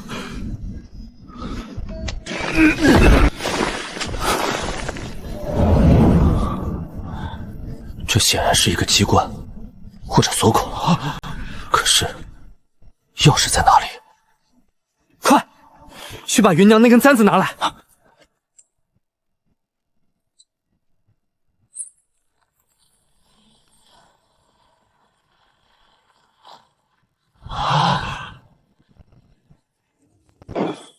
我下去看看。仙师，不可！下面吉凶未卜，岂可轻易涉险？让我带人先下去查探。仙师乃一谷之主，万不可亲身犯险。此事蹊跷诡异，需从长计议。正因吉凶未露，我才必须下去。有些东西或许只有我能感知，能应对。我意已决，王五，你伤未愈，留守上面，若有异动，立刻接应。王叔，你带2人随我一同下去，其余人守住入口，没有我的命令，任何人不得擅入，也绝不可让外人靠近。属下遵命。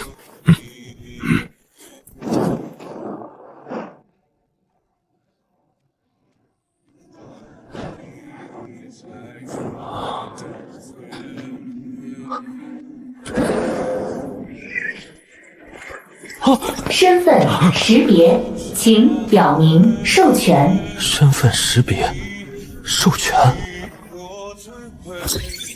权限碎片确认，临时访客权限授予。这里根本不是古代遗迹，这更像是一个被遗忘的、停滞了的生物实验室或某种微生基地。警告：能源水平临界，生态维持系统故障。系统故障。请授权者尽快前往核心控制区。这个似乎就是通往那里的钥匙。这不是道法，不是仙术，更不是任何我所知的古代文明能留下的遗迹。这是一种冰冷的、超越时代的，仿佛来自另一个世界的力量体系。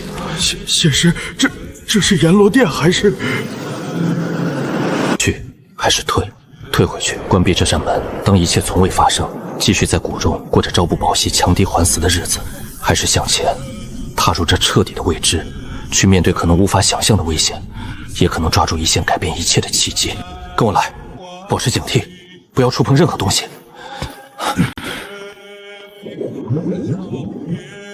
这里曾经进行着某种生物改造，还是别的？警告：能源核心不稳定，泄漏风险。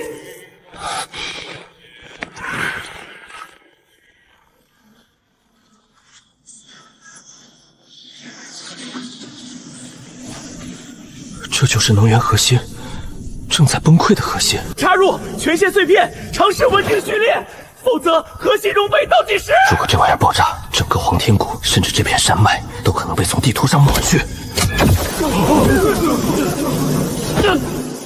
仙师！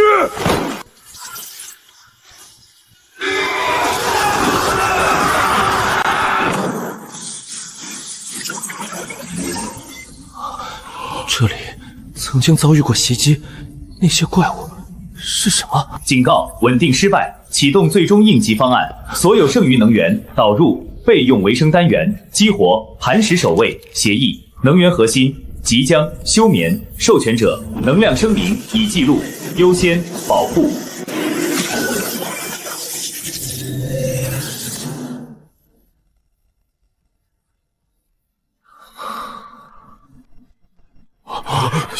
仙师，结束了，还是刚刚开始？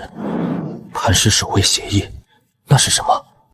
还有，能量深厚已记录，优先保护。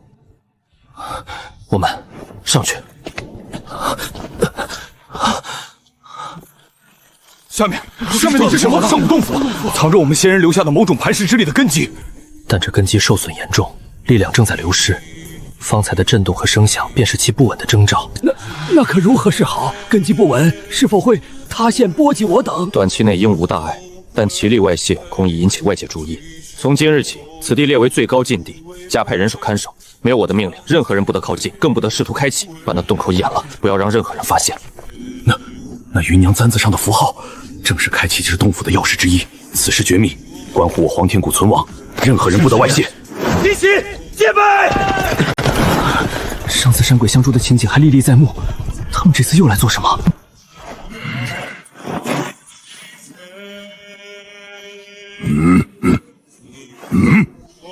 礼物回报友好。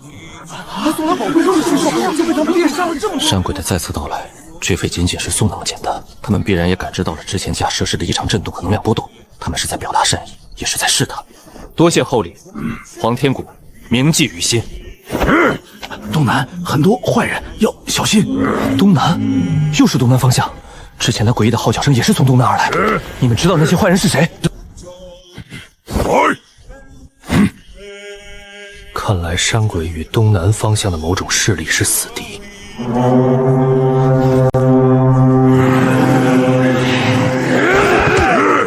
山鬼的警告和仇恨，地下设施最后的警示磐石守卫协议，还有赵黑石死前的狂笑地龙翻身鬼门开，所有的线索都指向了东南方向。那里究竟正在发生什么？回去，从今天起，东南方向哨位加倍，日夜监视，所有人轮班备战。是。平静的日子要结束了，黄天谷的存亡战或许即将来临，而这一次，敌人可能远超之前的想象。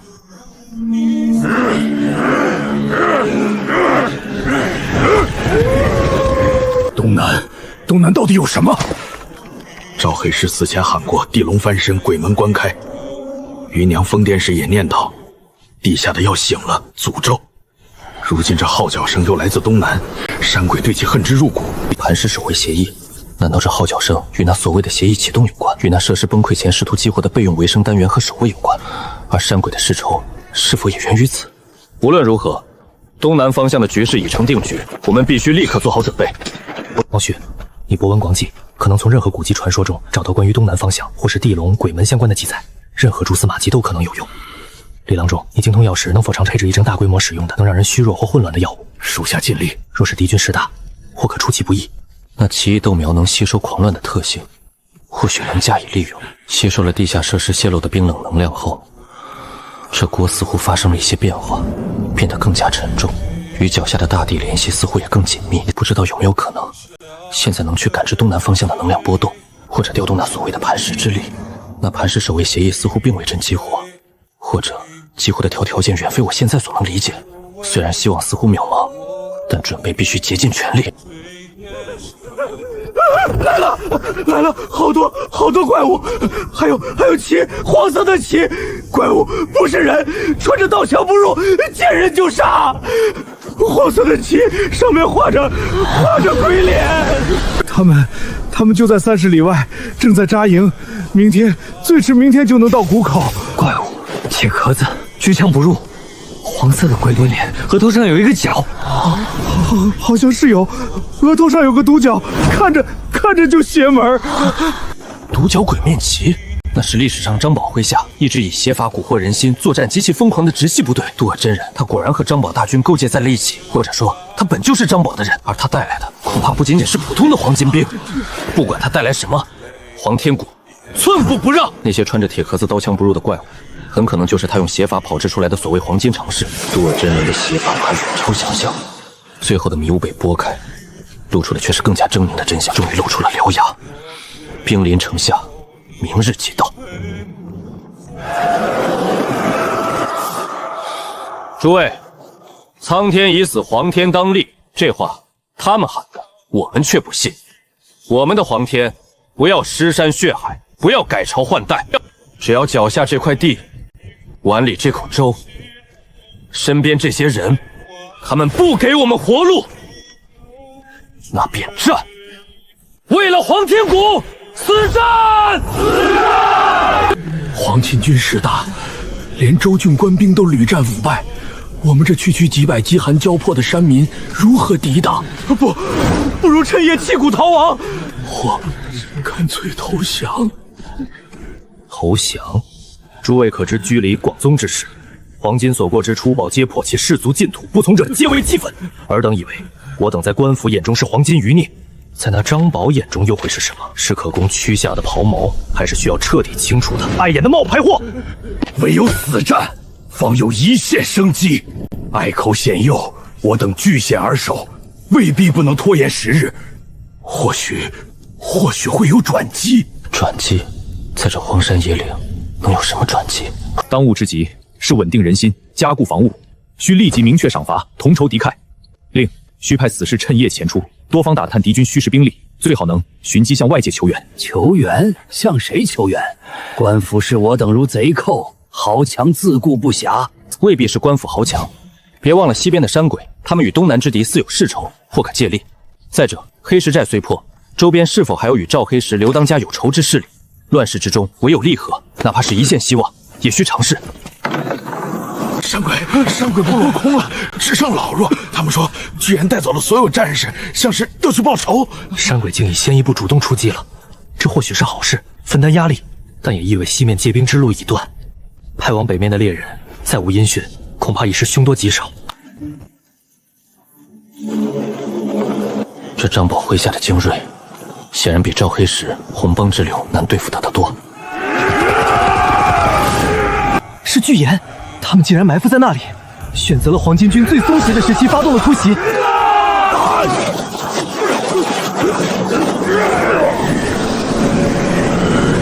是妖术！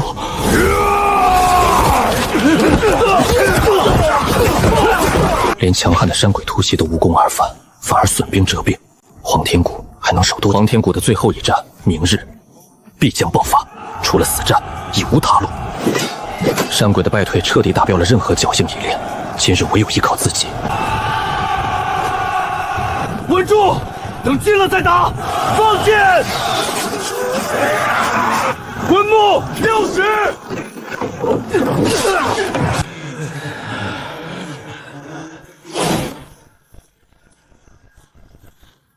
是鬼面营的精锐，小心！顶住！绝不能让他们撞开！照这样下去，大门被破只是时间问题，哪怕只是弄出些滚烫的粥水泼下去也好。他似乎无法再轻易取出食物了，是因为吸收了地下那冰冷的能量而发生了改变。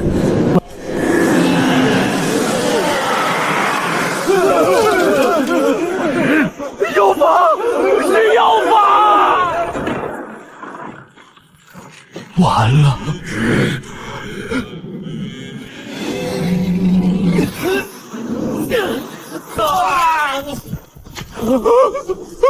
机会杀！放火油！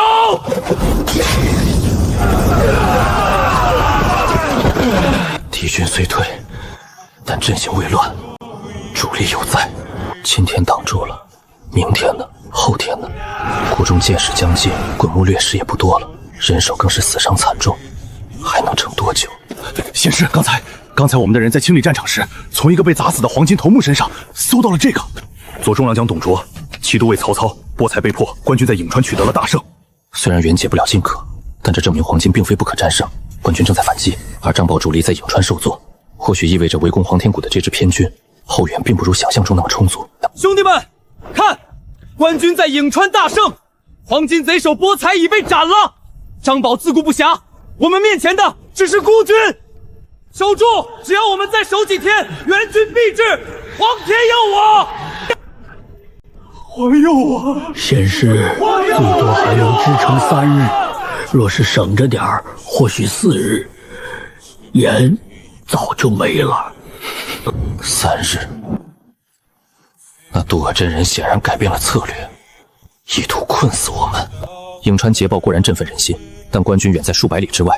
剿灭波才后是北上冀州攻打张衍兄弟，还是南下南阳，尚未可知。指望他们分兵来救这深山之中的小小山谷，无异于痴人说梦。希望正在被残酷现实抹灭。早知道是这等死法，不如当初降了。凭什么他们老人孩子还能分到点粥，我们就要饿着肚子守城？听说下面那些黄巾也是吃不上饭才造反的，说不定我能勉强用锅中残存的性质已变的能量，偶尔激发出一点点冰冷的精神力量震慑宵小，却无法变出粮食。难道黄天谷没有亡于刀兵，最终却要亡于内乱和集团？必须想办法弄到粮食。我带还能动的兄弟，今夜摸下去，劫他的黄金粮营不可。黄金必有防备，此举无意送死。况且，即便成功，又能抢回多少？打草惊蛇，反招致更猛烈的报复。那怎么办？等着饿死，或者等着里面的人先哗变？要是能再找到一处山腰。仙师，那个芸娘，她好像清醒了一点，吵着要见您。带我去看看。芸娘，这个时候，粮食，我知道，还有一个地方有粮食。啊，哪里？在黑石寨，赵黑石的密教不在寨子里，在后山一个瀑布后面。他藏了不少粮食和盐，原本是准备应付官军或者吞并其他寨子用的。除了我，没人知道具体位置。巨大的诱惑，但风险同样巨大。要穿过黄巾军的包围圈，哪怕只是缝隙的缝隙，潜入敌阵的黑石寨后山。地图画出来。去还是不去？